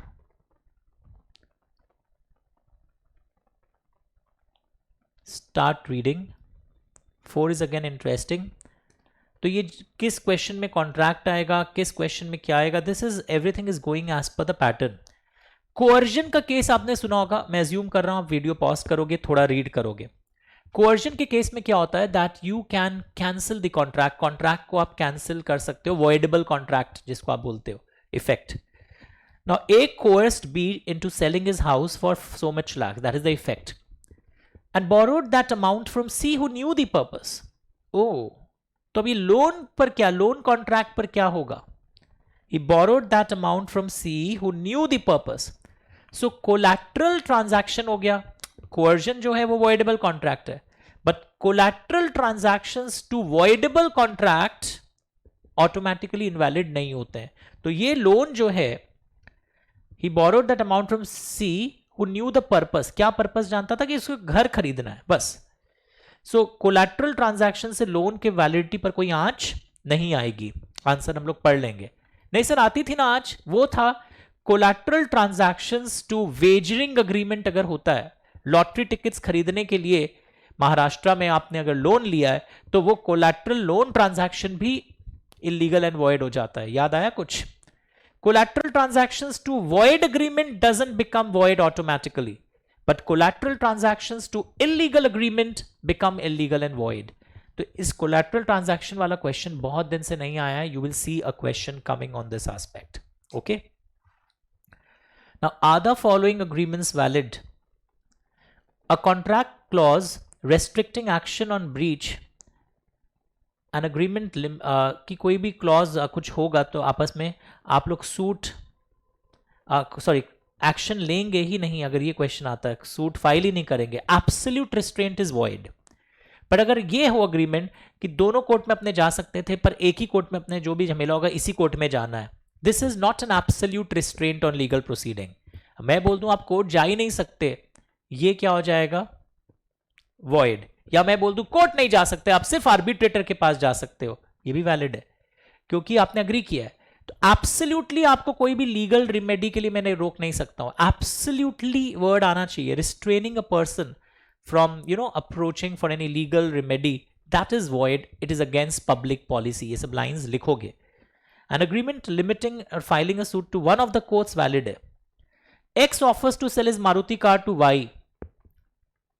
but Y believes that he has only a WagonR car and agrees to buy it.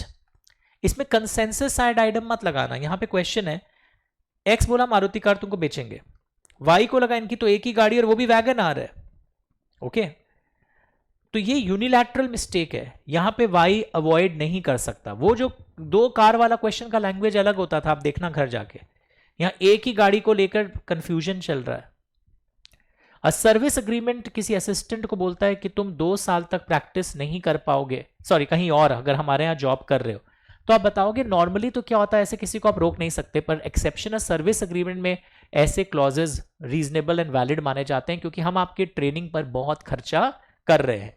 तो where do we go? I will show it to you. हम जाते हैं 4 में with step wise marking. ये PDF आप देखोगे. Look here everyone. पहले oppose to public policy वाला बात बताया आपने, उसके बाद one of the 2 courts is not absolutely restricting, उसके बाद यूनिलैटरल मिस्टेक वाला बात, और फिर लैंग्वेज देख रहे हो एब्सोल्युटली रिस्ट्रिक्टिंग. ये वर्ड प्रैक्टिस करो, यहां से कुछ आ सकता है एग्जाम में. Sure? Next, in service agreements ऐसे रेस्ट्रिक्शन सही होते हैं, वैलिड माने जाते हैं. पक्का? Very good. नेक्स्ट क्वेश्चन आप देखोगे यहां पर,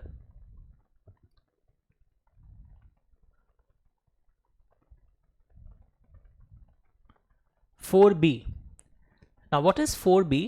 ये NI एक्ट का क्वेश्चन है. Even 4B as well as 4B Roman 1 and 4B Roman 2 दोनों ही NI एक्ट के क्वेश्चन है. Now what is 4B Roman 1? Sachin bought 1000 kgs of sugar from Saurabh for 40,000 on 3 months credit. For this purpose, Sachin issued a promissory note.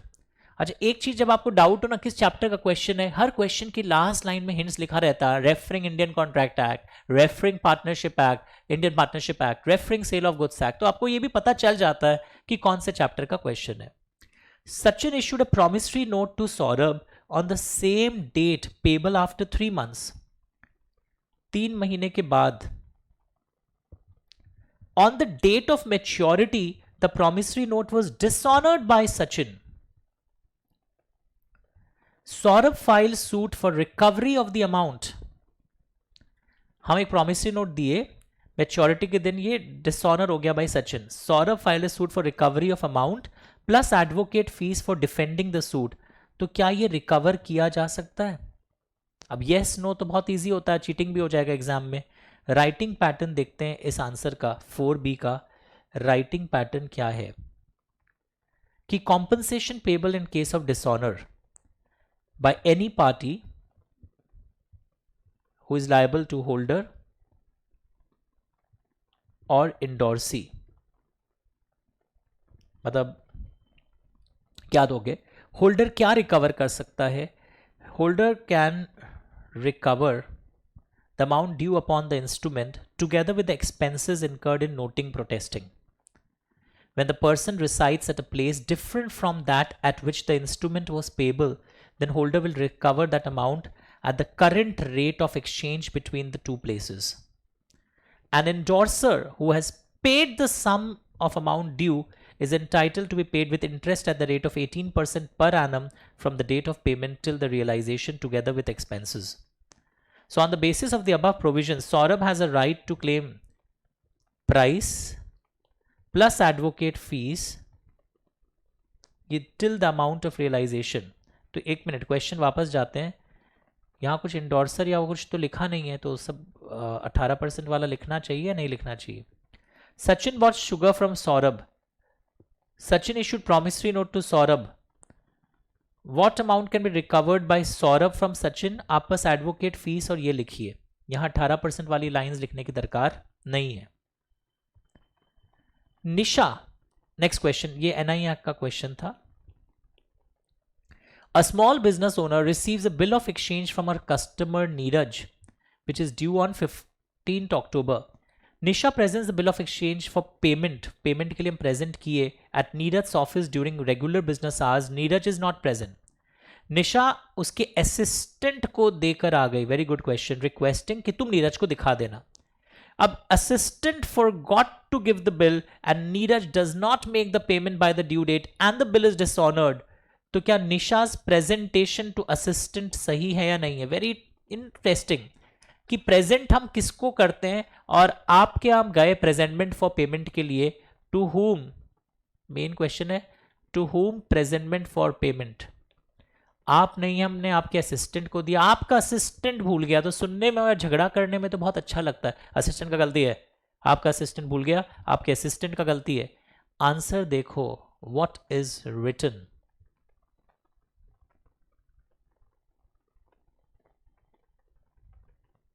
Presentation to assistant is not valid. पहले तो last line देखा आपको.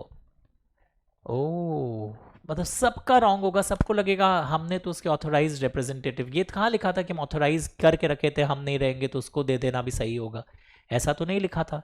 And law क्या बोल रहा था कि जो प्रेजेंटमेंट फॉर पेमेंट है ये किसको किया जाता है? टू द मेकर, एक्सेप्टर और ड्रॉई बाय और on behalf of holder. In default, other parties are not liable to such holder. कुछ क्वेश्चन आप देखोगे इस बार प्रेजेंटमेंट फॉर पेमेंट के एक्सक्यूज से रिलेटेड भी आएगा. So it must be done to the person who is primarily liable on the instrument और in their absence at the proper place during the business hours. Nisha presented, वो सब सही है, but just leaving might be considered as practically आपको सही लगा होगा, but legal requirement है, आपको उसके ऑथोराइज्ड रिप्रेजेंटेटिव को देना था. कहीं ये थोड़ी लिखा था कि पहले से कि हाँ वो ऑथोराइज्ड रिप्रेजेंटेटिव वर्ड अगर क्वेश्चन में लिखा होता तो सही होता, पर सिर्फ असिस्टेंट को दे आना और असिस्टेंट का भूल जाना, आप रिलीज नहीं हो पाओगे इस तरीके से. ओके, फिर इसी क्वेश्चन में था how a law is made and how a law is enforce. तो लो प्रोसेस ऑफ मेकिंग लॉ तो फिर भी बता देते हैं, दोनों बिल में पास होता है, मतलब दोनों हाउसेज में पास होता है बिल, डिबेट्स होते हैं, ये सब वर्ड यूज करना होगा. After discussion and debate, president का सेंट मिलता है, पब्लिकेशन इन ऑफिशियल गैजेट, सब अच्छे से लिखना.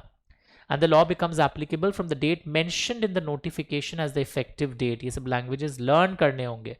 ऐसे पढ़ने में इजी लगता है, but unless you learn this process of making law, answers में मार्क्स कटेंगे. And how it is enforced, executive, legislature law बनाता है, एग्जीक्यूटिव इसको इंप्लीमेंट करता है. गवर्नमेंट फंक्शंस अलग अलग मिनिस्ट्रीज को दिए गए हैं, फिर कुछ एग्जांपल्स आप दोगे कि ये मिनिस्ट्री ये करता है, ये मिनिस्ट्री ये करता है, एंड बहुत सारे मिनिस्ट्रीज ये सब चीज़ों के है. और हर मिनिस्ट्री में एक कैबिनेट मिनिस्टर है, वो यहाँ बैठता है, ये सब भी बताना पड़ेगा. So this is very expected because process of making law में लोग गलती करते हैं, आंसर्स अप टू डेट नहीं होता, थियोरिटिकल है. Take out your time and इसको थोड़ा लर्न करो. इन्फोर्सिंग द लॉ में भी वो मिनिस्ट्री और के ऊपर कई बार शॉर्ट नोट्स तो आते ही हैं, बहुत पॉपुलर है. तो रेगुलेटरी फ्रेमवर्क में ना कई क्वेश्चंस, बहुत टाइम दीजिए, बिकॉज फिर ये क्वेश्चन पूरा, ये वाला जो क्वेश्चन नंबर कितना नंबर चल रहा है, ये 4 वाला क्वेश्चन आपका ब्लॉक हो जाएगा अगर आप रेगुलेटरी फ्रेमवर्क अच्छे से नहीं करके जाते हैं. और इसे अच्छे से करने का मतलब नहीं है 2 क्वेश्चन कर लिए, वैसे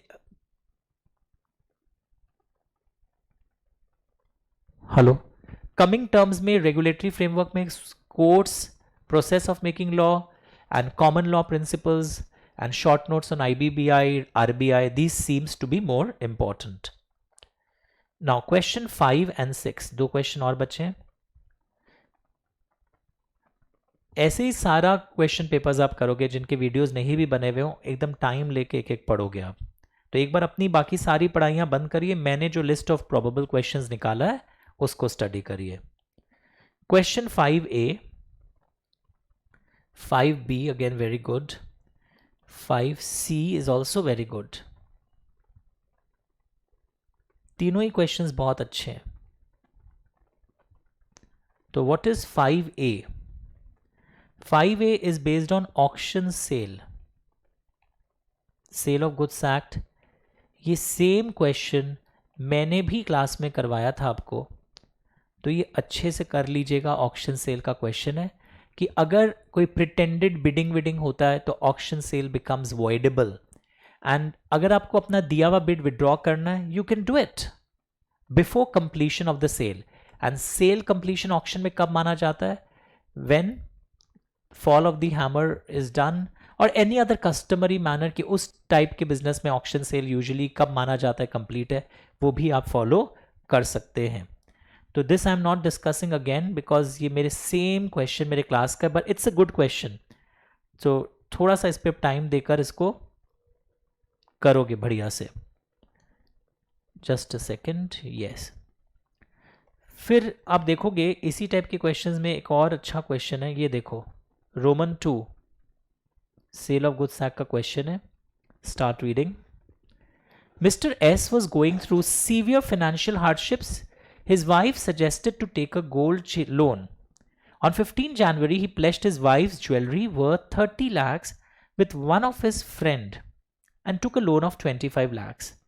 On 17 January, he sold total jewelry for 28 lakhs to RL Jewelers, Pitampura. तो देखिए, हस्बैंड ने प्लेज किया और उसके बाद देखो क्या हो रहा है, वो सेल भी कर रहा है.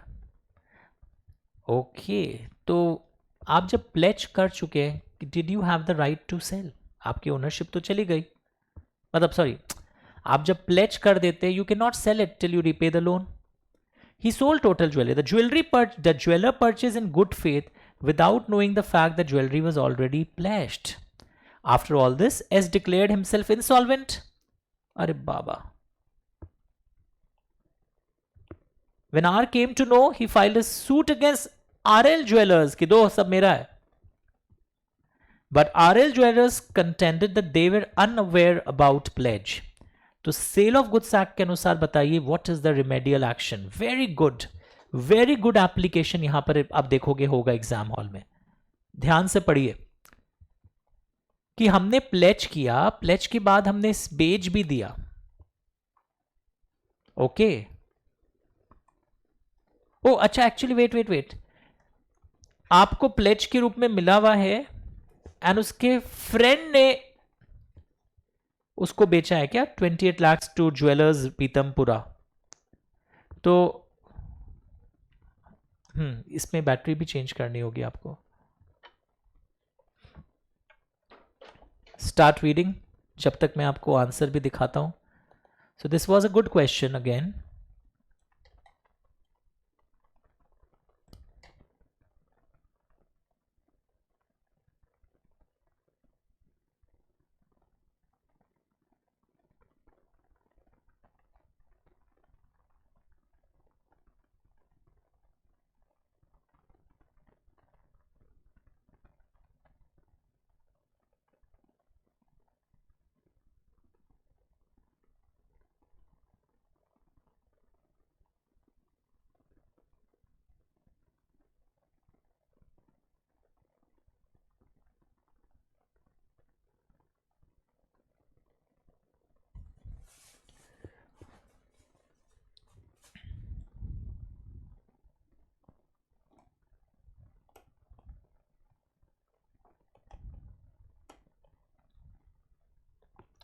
बोलिए ना. यहां पर दो तीन चीजें, आप अगर इंसॉल्वेंट हो गए तो भी तो मैं आपसे तो नहीं मांग सकता ना, अब आपका कुछ है ही नहीं, जो मांगूंगा आपके प्रॉपर्टी से मांगूंगा।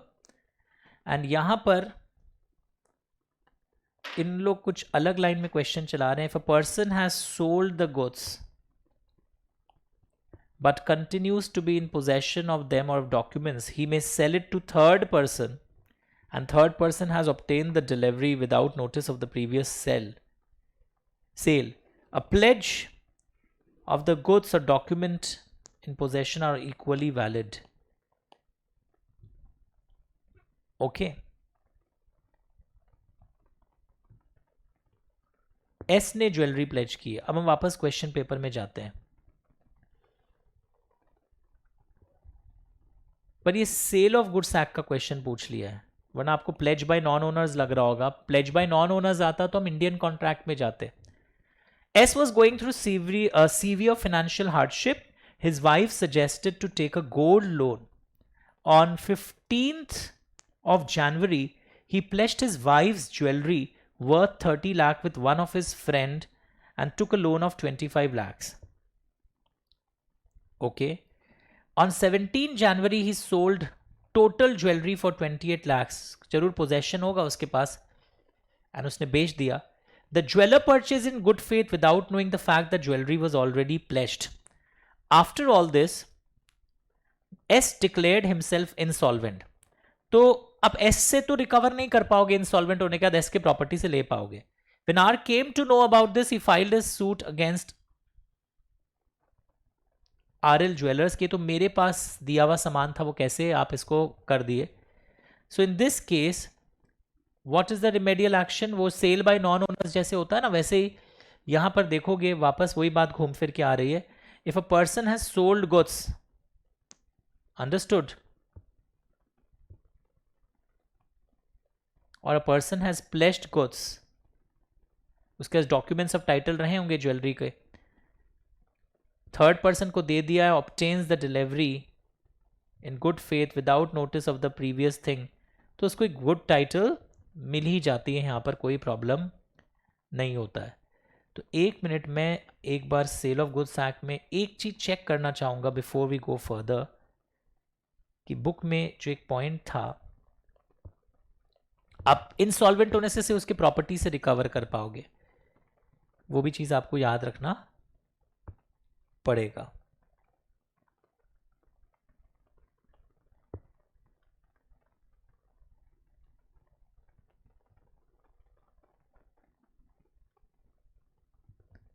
ये देखो एक्सेप्शंस, सेल बाय प्लेजी,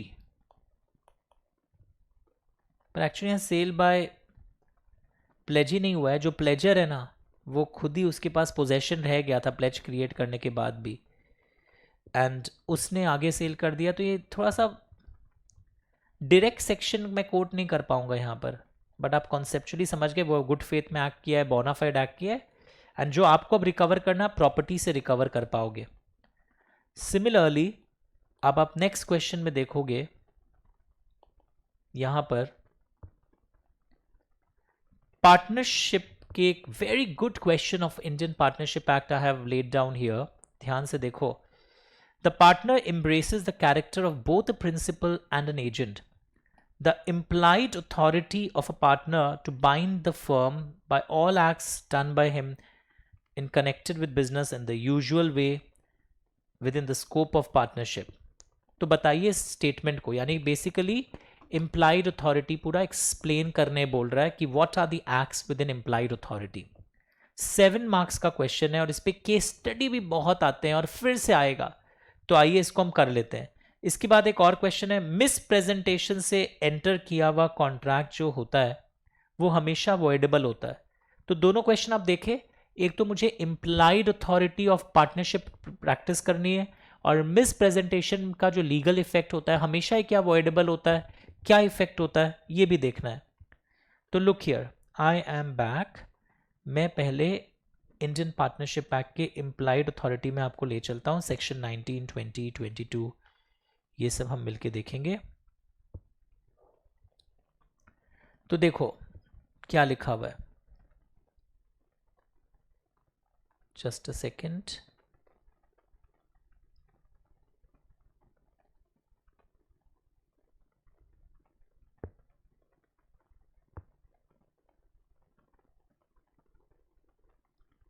एक बार यहीं रहिएगा।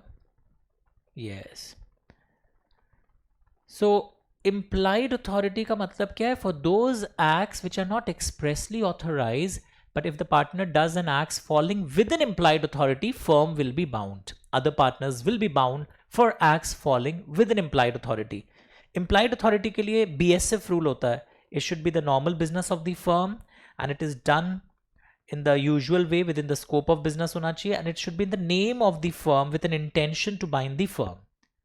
फिर इसमें एग्जाम्पल्स बताओगे. These are some acts which are following within implied authority. Trading concern purchasing and selling goods करेगा, collecting the debtors amount, settling accounts with the debtors, borrowing money on credit of the firm, drawing bill of exchange in the name of the firm, pledging goods of the firm for the purpose of borrowing loan, employing a solicitor to defend an action against the firm for the goods supplied. अगर quality अच्छी नहीं है, किसी ने case किया है, तो उसका जवाब देने के लॉयर भी अपॉइंट कर लिए बिना एक्सप्रेस अथॉरिटी. तो acts which are even within implied authority, even though not expressly authorized, firm is bound. फिर एग्जाम में ये भी आ सकता है which are acts beyond implied authority, यानी उन पे कानून ही बोल दिया है, फॉर उन एक्ट्स के लिए they are personally liable. Understood? Beyond implied authority के लिए वो कर सकते हैं, वो वाले एक्ट्स भी वो कर सकते हैं अगर स्पेसिफिक अथॉरिटी हो या उस टाइप के बिजनेस में कस्टम हो ऐसा करने का, but otherwise they are personally liable. Like opening a bank account in his own name, a partner is opening a bank account. Withdrawing a suit filed on behalf of the firm, ये express authority के बिना आप नहीं कर सकते. Admitting any liability in suit against the firm. Submitting a dispute to arbitration. तो ये सब जो है ना, सूट का withdrawal, admitting the liability, settlement करना अलग चीज होता है, but compromising any claim by the firm ने क्लेम फाइल कर रखा, उसमें कॉम्प्रोमाइज करने के लिए आपको एक्सप्रेस अथॉरिटी चाहिए. इमोरल प्रॉपर्टी का बाइंग सेलिंग. और ये जो इंप्लाइड अथॉरिटी है, इस पे आप रेस्ट्रिक्शंस लगा सकते हैं, इसको आप बढ़ा सकते हैं. पर थर्ड पार्टी को अगर पता नहीं था कि रेस्ट्रिक्शन है, तो आप थर्ड पार्टी को ये नहीं बोल सकते हमारा तो रेस्ट्रिक्शन था, तुम इनको कैसे माल बेचे. ट्रेडिंग कंसर्न तो माल लेवा बेची कर ही सकता है एक पार्टनर, तुम इनको कैसे बेचे, हमारा तो रेस्ट्रिक्शन था. थर्ड पार्टी को अगर पता नहीं है, उसे प्रोटेक्शन मिलेगा. Firm will be bound and third party is not affected by any limitation on this implied authority. तो ये सारी बातें आप बताओगे इंप्लाइड अथॉरिटी के डेफिनेशन में, और इस पे केस स्टडी भी आ जाते हैं. फिर कुछ कुछ चीजें, अच्छा हम लोग वहां चले जाते हैं, अभी जब बाकी क्वेश्चंस आएगा तब will come back to Indian partnership act.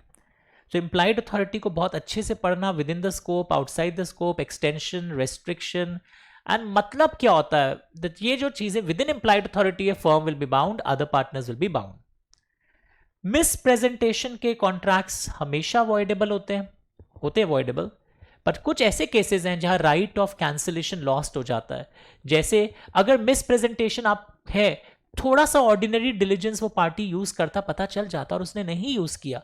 आप एक पुराना सेकेंड हैंड गाड़ी खरीदा, वो बोला इतना किलोमीटर चढ़ा, आप उसके विश्वास पर खरीद लिए, थोड़ा सा खुद चेक करते, फ्यूल मीटर पता चल जाता, तो बाद में आप इसे अवॉइड नहीं कर सकते. या आप मिसप्रेजेंटेशन से इन्फ्लुएंस ही नहीं हुए थे, या थर्ड पार्टी का राइट सब उसमें इंटरफियर हो गया इन good faith and for value, या इस टाइप के और केसेस थे कि मिसप्रेजेंटेशन जानने के बाद वो पार्टी चालू रखा था कॉन्ट्रैक्ट को, he continued, he did not cancel that point, then he can not cancel later on. तो ऐसे कई पॉइंट्स आप बताओगे कि हमेशा मिसप्रेजेंटेशन वाला वॉइडेबल नहीं है. I'll just show you the answer. ये देखिए, इंप्लाइड अथॉरिटी में मैंने बहुत कुछ और भी बोला, वो भी आप डालोगे आंसर में. ये ऑर्डिनरी डिलीजेंस वाला में इट्स नॉट वॉइडेबल, और ये कब वॉइडेबल नहीं है, हमें तो मिसप्रेजेंटेशन है पता ही नहीं था. I will not influence, after becoming aware you takes a benefit, you approve it.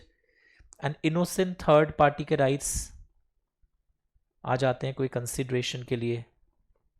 तो ये कुछ केसेस हैं जहां आप वॉइडेबल नहीं भी कर सकते, specially this one should not be missed.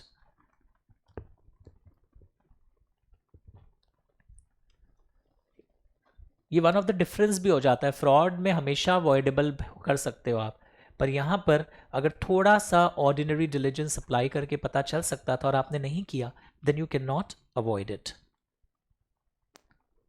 पक्का? Very good. अब आप देखो question 6. What do you mean by negotiation, what are various modes of negotiation, and explain the provisions relating to instruments negotiated for a special purpose. तो negotiation के ऊपर questions आ सकते हैं, उसके मोड्स, उसके definition word to word, and what is this negotiation for a special purpose देखते हैं. And then there are some case studies on agency. Secret profits disclose नहीं कर रहा है, अगर वो अपने एजेंट अथॉरिटी के बियॉन्ड चला गया है, and if it is separable तो एक पार्ट को प्रिंसिपल अडॉप्ट करेगा और एक को cancel, and if is not separable पूरा को डिसअप्रूव कर देगा. And last question of your paper is again on sale of goods act. And ये दोनों ही क्वेश्चन मेरे बुक के हैं कि आपने एक बैंगल डिज़ाइन में बोला था चेंजेस लाना पड़ेगा उसने, और आप बोले थे अगर चेंज कर दोगे तो ही हम लेंगे, यानी एग्रीमेंट टू सेल हो गया. कुछ कंडीशंस था कि एग्रीमेंट टू सेल कब बनेगा, जब बैंगल डिज़ाइन मेरे स्पेसिफिकेशन के अनुसार बना दोगे. अब बनाने के दौरान क्या हुआ, वो गलत डिज़ाइन बनाया, वो बोला हम चेंज करेंगे तो एक्स्ट्रा पैसा लेंगे, और ये सब बहुत कहानी थी, याद आ गई होगी. सेम क्वेश्चन मेरे बुक की है. एंड ये दोनों क्वेश्चन भी आप देख लीजिए. Agreement to sell a specific good and it is perished before the sale without fault of any other party, तो इस केस में कोई लायबल फिर नहीं होगा, अग्रीमेंट void बन जाएगा. पढ़ के देखिए. पर्टिकुलर हॉर्स वर्ड से आपको एक हिंट्स मिल गया. अग्रीज टू सेल वर्ड लिख भी दिया है. तो 6 वॉज एन ईजी पार्ट. 6 में आप देख रहे हो ज़्यादातर सारे क्वेश्चंस हमने किए हुए डाले हैं, पर बहुत जगह मैंने नए नए क्वेश्चंस भी डाले हैं जो आपने पहले. And I particularly feel wagering agreement, contingent contract are very important this term. Sub-agent, substituted agent का difference very important this term. Continuing guarantee का revocation, उस पर भी मैंने दूसरे टेस्ट पेपर्स में क्वेश्चंस बहुत सारे बनाए हैं आपके लिए. Reciprocal promises, साइलेंस क्या हमेशा फ्रॉड होता है क्या, कमेंट करो. मैरिज ब्यूरो का जो सर्विस है वो agreement to oppose public policy नहीं है. ये सब भी क्वेश्चंस आपको मेरे आने वाले पेपर्स में देखेंगे. अप्रोप्रिएशन ऑफ पेमेंट के ऊपर केस स्टडी बड़े बड़े, वो दांतुमल सोनूमल वाला क्वेश्चन. तो ये उन्हीं को पता होगा जो बहुत केस स्टडी का एक्सपोजर देखे हैं. They will understand the importance of these questions. तो आइए, what do you mean by negotiation, what are various modes of negotiation and provisions related to instruments, spelling ठीक कर लेता हूँ, negotiated for a special purpose. इसके लिए हमें ना कोशिश करते हैं एनआई एक्ट का अगर बुक मिल जाए ना हमको मार्किंग किया हुआ, तो बेटर मैं एग्जांपल्स दिखा पाऊंगा आपको. I am trying, I am seeing whether NI act book is available. नहीं मिला.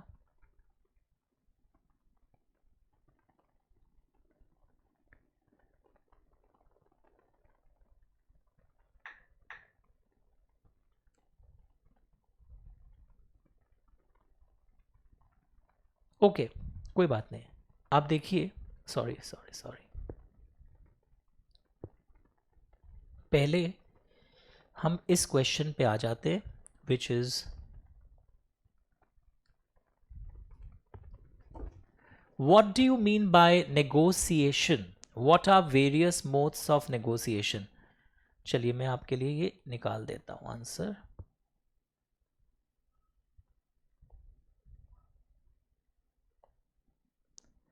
नेगोशिएशन का मतलब क्या होता है, इंस्ट्रूमेंट इज ट्रांसफर्ड. अब मैंने डीके जी को दिया, ये रखिएगा मेरा सेल्फ चेक. तो did I actually wanted him to become an holder of the negotiable instrument? No. Instrument is transferred with a view to make that person, intention होनी चाहिए to make that person the holder, तब हम बोलते हैं कि negotiated हुआ है. So there is a transfer of ownership, ये सब वर्ड्स यूज करोगे. तो this is your first part. Second part है कि आप कैसे नेगोशिएट करोगे. इंस्ट्रूमेंट्स पेबल टू बेयरर, उसकी नेगोशिएशन कैसे होती है, डिलीवरी से. Actual, constructive. Instruments payable to order, endorsement plus delivery. तो इसको प्रैक्टिस करना. नेगोशिएशन से क्वेश्चन आने वाला है where instrument is transferred to any other person with a view to constitute that person the holder. ये वर्ड चाहिएगा. तो हम बोलेंगे that instrument is deemed to be negotiated. There is a transfer of ownership of the instrument.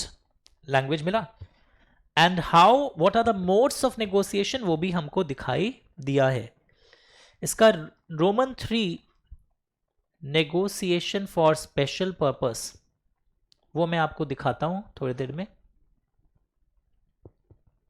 और agency वाले जो questions हैं, कि सीक्रेट प्रॉफिट्स अगर एजेंट कमाता है, प्रिंसिपल कैंसिल कर सकता है ट्रांजैक्शन अगर ये दिखा दिया जाए कि agent has dishonestly concealed material facts.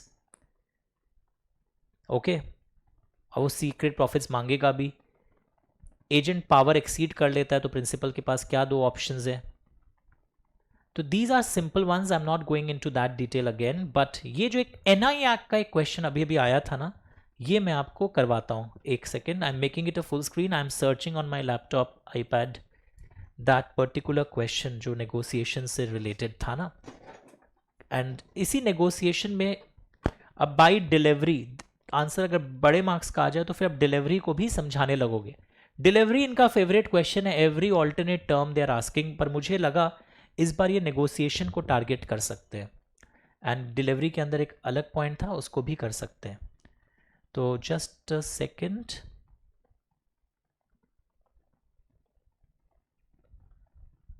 मैं एक बार नेगोशिएशन को ढूंढ लूं।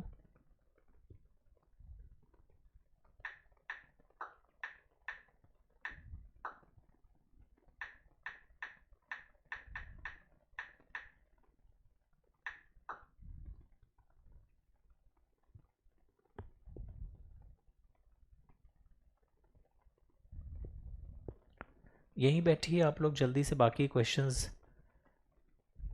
जो मैंने बोले they are very easy once.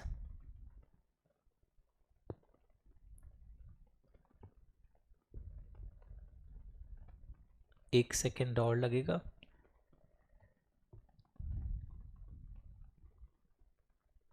I just saw that the negotiation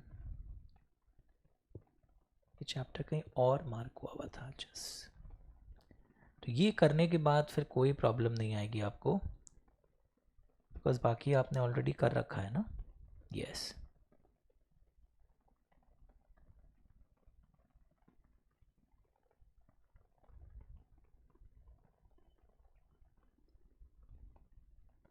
presentment is very important, and when is presentment excused, rules for compensation, these are very very important, ये आपको करना ही पड़ेगा। तो मैं 1 मिनट का एक ब्रेक दे रहा हूँ, I am just searching that PDF जहाँ मैं आपको वो क्वेश्चन करवा सकूँ। Just a second. आइए, तो एक क्वेश्चन अभी अभी आ रहा था कि अगर हम नेगोशिएशन करते हैं, एंड ये सेक्शन 46 के अंदर लाइन है, instrument is negotiated when an instrument is negotiated for some special purpose. Suppose मैं, मेरे फ्रेंड को लोन दे रहा है बैंक वाला और मैंने उनको गारंटी के रूप में कुछ प्रॉमिसरी नोट नेगोशिएट किए, बट उसमें कंडीशन लिखा हुआ है कि मेरी लाइबिलिटी तभी आएगी या ये नेगोशिएशन कंप्लीट तब मानी जाएगी जब ये डिफॉल्ट करे, मेरा फ्रेंड जो आपका बोरोवर है, आपसे जो बोरो कर रहा है, वो जब डिफॉल्ट करे तो ये नेगोशिएशन वैलिड मानी जाएगी। यानी मैंने उनको नेगोशिएट किया है बिल ऑफ एक्सचेंज या promissory note for a special purpose as a security for this loan, तो property will not pass, ownership will not pass to the bank वाला, property in those type of instruments will not pass even though it is endorsed unless the instrument is negotiated to a holder in due course. सुनिए, मैंने negotiation का मतलब है कि ownership transfer हो रहा है और मैं इंटेंशन था कि आपको ओनर बनाऊं। यहां पर मैं अपने फ्रेंड के लोन के लिए आपको एक इंडोर्स किया हूं bill of exchange as a security and बोला हूं रखिए, अपने पास ही रखिए, it's for a special purpose as a security, but ये आपको ट्रांसफर अभी नहीं होगी। Okay, property will not pass to the transferee even though it is endorse to him, उसमें कुछ कंडीशंस लिखे हुए, वो कंडीशंस होने से ही आपको ट्रांसफर होगी, ये लाइन लिखना है। बट अगर HIDC के हाथों में अगर वो पहुंच गया, जैसे हर केस में होता है, देन थिंग्स बिकम डिफरेंट। और इसी में एक पॉइंट था डिलीवरी को लेकर, नेगोशिएशन में डिलीवरी वर्ड भी आया था। तो कंस्ट्रक्टिव डिलीवरी क्या होता है कि जब आप किसी को बिल सौंप देते हैं और या वो आदमी होल्ड कर रहा होता है इंडोर्सी के बिहाफ में, सपोज आपका ICICI बैंक में अकाउंट है और आपने वहां से एक चेक दिया है काट के वाई को, वाई का भी ICICI बैंक में अकाउंट है, तो पहले वो फंड्स बैंक वाला आपके बिहाफ में होल्ड कर रहा था, वो बिल ऑफ एक्सचेंज, अब वो वाई के बिहाफ में वो चेक, सॉरी वो पेमेंट कर देगा जैसे ही वो वाई को इंडोर्स हो गया चेक, अब वो वाई के बिहाफ में होल्ड कर रहा है ICICI बैंक। ऐसे एग्जाम्पल्स मैंने आपको दिए थे। अब सपोज इंडोर्समेंट हो गया but before the same could be, क्योंकि आपने देखा था नेगोशिएशन में इंडोर्समेंट एंड डिलीवरी, ये वर्ड दिख रहा है, सिर्फ इंडोर्समेंट करके ड्रॉर में रखने से नहीं होगा, उसको डिलीवर भी करना होगा. But if a person makes the endorsement but before the same could be delivered, if the endorser dies, then the legal representative of the deceased person cannot negotiate the same by mere delivery. ये incomplete delivery मानी जाएगी. Endorsement हो गया, मैं सोचा था दे ही दूंगा अगले दिन, तो लीगल रिप्रेजेंटेटिव्स इस डिलीवरी को कंप्लीट नहीं कर सकता. तो ये डिलीवरी वाला जोन, नेगोशिएशन वाला जोन, नेगोशिएशन का मीनिंग, नेगोशिएशन बाय डिलीवरी, ये सारे हमने देखे हैं. और कुछ कंडीशंस के साथ हम जब देते हैं, then unless that condition happens, जैसे कंस्ट्रक्टिव डिलीवरी का एक एग्जांपल देखो, is the holder of a negotiable instrument payable to bearer which is in the hands of as banker who is at the time of the, who is at the time banker of B also. Now A directs the banker to transfer the instrument to B's credit in the banker's account with B. The banker does so. So now the instrument is possessed by bank as B's agent. पहले वो A का था, अब वो B's का agent है, तो directly हम B के हाथ में नहीं दिए, पर हम B के बैंकर को दे दिए, तो एक कंस्ट्रक्टिव डिलीवरी मानी जाएगी. B के बैंकर को मैंने इंस्ट्रक्शंस दे दिया था.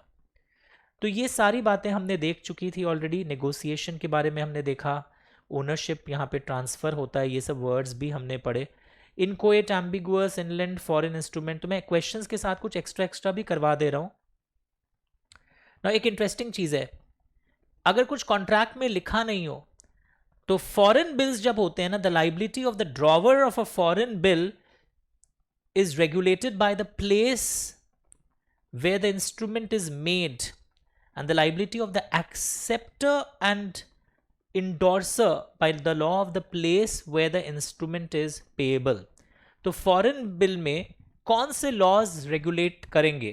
तो बोलते हैं कि मेकर की जो लाइबिलिटी है, ड्रॉवर की लाइबिलिटी फॉरेन जहां पे इंस्ट्रूमेंट बना हो वहां के अनुसार चलता है. एक्सेप्टर की लाइबिलिटी एंड इंडोर्सर की लाइबिलिटी जहां इंस्ट्रूमेंट पेएबल हो वहां के अनुसार चलता है. यहां से केस स्टडी एक्सपेक्टेड है. एक मेरे दूसरे सीरीज में आपको यहां से क्वेश्चंस दिखाई देंगे. In my other series you will find questions from this zone. Recording चल रही है? यस. कि एक्सेप्टर की liability is according to the place and drawer की लाइबिलिटी फॉरेन इंस्ट्रूमेंट में इसके अनुसार चलती है. ये हमने देख लिया था. कॉम्पनसेशन के ऊपर क्वेश्चंस भी वापस मैं बोल रहा हूँ इंपॉर्टेंट है. Stop payment is also considered equivalent to dishonour. This also we have seen. And before test paper 1 complete हो, मैं कुछ क्वेश्चंस और इसलिए करवा रहा हूँ बिकॉज वो टेस्ट पेपर 2 में भी सिमिलर टॉपिक्स आपको रिफ्लेक्ट होते हुए दिखाई देंगे. जो अभी मैं आपके संग डिस्कस कर रहा हूँ, you will find similar questions in test paper 2 also. Now presentment of bill में छोटे छोटे क्वेश्चंस होते हैं. प्रेजेंटमेंट फॉर एक्सेप्टेंस, टाइम अगर मेंशन्ड है तो उस टाइम पर करिए. प्लेस मेंशन्ड है उस टाइम पर करिए. Time not mentioned then within reasonable time it is drawn during, मतलब within reasonable time of it being drawn during business hours. And place usually क्या होता है, अगर नॉट मेंशन द ड्रॉई जहां पर यूजुअली रिसाइड रहता है और his business place, and if no fixed residence or business place wherever he is found. So where is the instrument presented for acceptance? Promissory note में आपको acceptance की ऐसे कोई दरकार पड़ती नहीं है. Specially bill of exchange after sight में acceptance की दरकार पड़ती है. तो वहाँ पे counting from the date of acceptance counting शुरू हो जाती है. सो टाइम मेंशन्ड है, प्लेस मेंशन्ड है, एरोज याद रखना. टाइम नॉट मेंशन्ड तो रीजनेबल टाइम के अंदर, place not mentioned where the drawee usually resides और कैरीज ऑन बिजनेस. वैसे ही यहाँ पर आप देखोगे presentment for payment, presentment for payment कर ही देना चाहिए. तो प्रेजेंटमेंट फॉर पेमेंट के लिए भी हमने एक एरो बनाया था. इवन फॉर पेमेंट किसको प्रेजेंट करोगे एक्सेप्टेंस या पेमेंट के लिए, तो होल्डर प्रेजेंट करेगा टू द ड्रॉई, मेकर और एक्सेप्टर और इज ड्यूली ऑथोराइज्ड एजेंट. से असिस्टेंट को दे के आने से नहीं चलेगा. इफ द ड्रॉई और maker acceptor died to his legal representative, if they become insolvent to his assignee. ये आपको पता होना चाहिए. ओके, रूल्स फॉर कॉम्पनसेशन मैंने आपको बताया था कि ड्रॉई एस ड्रॉअर है एम, तो एम विल सेंड उतने डॉलर्स वो आप भेजोगे कि उसका वो अमाउंट कवर हो जाए, प्लस 18%। ये सब बातें हमने यहाँ पे सीख रखी थी। यस, लुक हियर, कॉम्पनसेशन के रूल्स वापस देख लीजिए। ए ड्रॉवर है, बी ड्रॉई यूएसए में है और उसने इंडिया के मिस्टर सी को इंडोर्स किया है। अच्छा wait wait wait, board work दिख ही नहीं रहा था, मैं जो इतने देर से दिखा रहा था। आई जस्ट इंश्योर कि बोर्ड वर्क दिखाई दे। एक सेकेंड, यहाँ पे निकला हुआ था कैमरा, जस्ट अ सेकेंड, मैं आपको वापस दिखा दूंगा वो सब जोन जो जो आप नहीं देख पाए थे। I show it to you again. पहले अभी ये देख लीजिए ताकि रूल्स ऑफ कॉम्पनसेशन, क्योंकि वीडियो में फिर से दूसरे क्वेश्चन में आएगा ना, I wanted to do it now itself. Look here, a drawer है और यूके में रहता है, ओके, एंड बी ड्रॉई है, यूएसए में। तो उसने इंडोर्स कर दिया इंडिया के व्यक्ति को, सी को,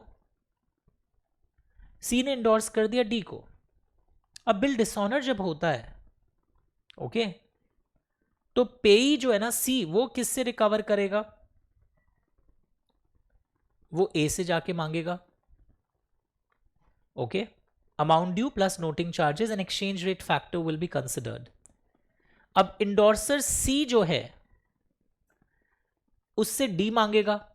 अब इंडोर्सर जो होता है ना, वो जब इस टाइप के कॉम्पनसेशन में amount, endorser amount plus interest 18% per annum plus noting charges भी मांगेगा। सी जो है ना, वो ए और बी दोनों से मांग सकता है।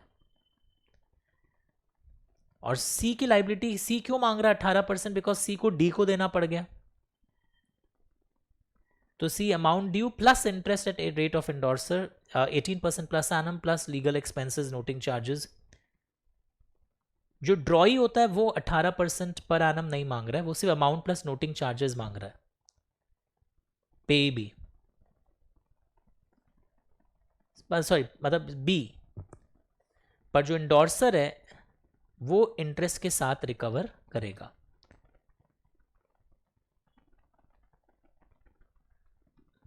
पढ़ के देखिए।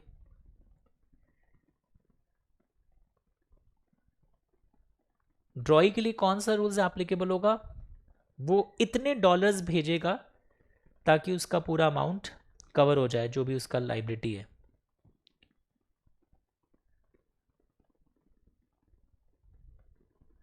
तो ये ध्यान से पढ़िएगा, इसको लैंग्वेज प्रैक्टिस करिएगा, बिकॉज रूल्स ऑफ कॉम्पनसेशन में दीज थिंग्स वेर एक्सप्लेन्ड। आप अगर सुपर केस स्टडी पीडीएफ में भी देखोगे ना, वहाँ पे भी रूल्स ऑफ कॉम्पनसेशन के क्वेश्चंस थे, और इनलैंड एंड फॉरेन इंस्ट्रूमेंट को पहचानने के क्वेश्चंस भी आते हैं कि रूल्स ऑफ कॉम्पनसेशन में, if compensation is payable in case of dishonour of negotiable instrument by any party liable to the holder or endorsee. Simple, holder क्या मांग सकता है? Amount due plus expenses incurred in protesting noting and exchange rate aspect will be considered. Endorser क्या मांग सकता है? Amount due plus interest at the rate of 18% जब per annum from the date of payment till the realisation plus expenses. And party entitled to compensation may also draw a bill of exchange which is payable on demand at site to cover these amounts। वो एक bill of exchange नया भी draw कर सकता है, payable on demand और eight site. तो इसको पॉज करके लिख लिख कर प्रैक्टिस करना कि होल्डर और इंडोर्सर की लाइबिलिटी में कॉम्पनसेशन में राइट टू डिमांड अलग अलग आ रही है। So basically what I have done, मैंने आपके साथ टेस्ट पेपर 1 के सारे बेहतरीन क्वेश्चंस, एंड सिर्फ टेस्ट पेपर 1 ही नहीं, उसके संग जो मेरे आने वाले टेस्ट पेपर में अच्छे अच्छे क्वेश्चंस हैं वो भी अभी अभी आपके साथ सारे मैंने कवर कर दिए हैं। But moral of the story, exam के एक दिन पहले ये एक्सपोजर टू गुड क्वेश्चंस आपके होने चाहिए, अदरवाइज वहां ब्लॉक हो जाएगा। Spend time on negotiable instrument के क्वेश्चन आंसर्स, बिकॉज में क्वेश्चंस लिमिटेड है, जैसे compensation, waiver of presentment for payment acceptance. इसको लिख लिख कर प्रैक्टिस कर लेना अगर आपकी इंग्लिश बहुत खराब है। पूरे सिलेबस को लिखने नहीं बोल रहा हूं, but NI act, and general clauses act पे थोड़ा सा कमांड हासिल करिएगा, बिकॉज फिर पूरा ज़ीरो हो जाएगा if you are not able to write and if you have not practised it well beforehand, पूरा ज़ीरो हो जाएगा। तो ऐसे और पेपर्स हमारे आते रहेंगे। हम टेस्ट पेपर 1 को अभी अब रोक देते हैं। This is over. 2, 3, 4 भी मैं अटैच कर दूंगा वीडियो।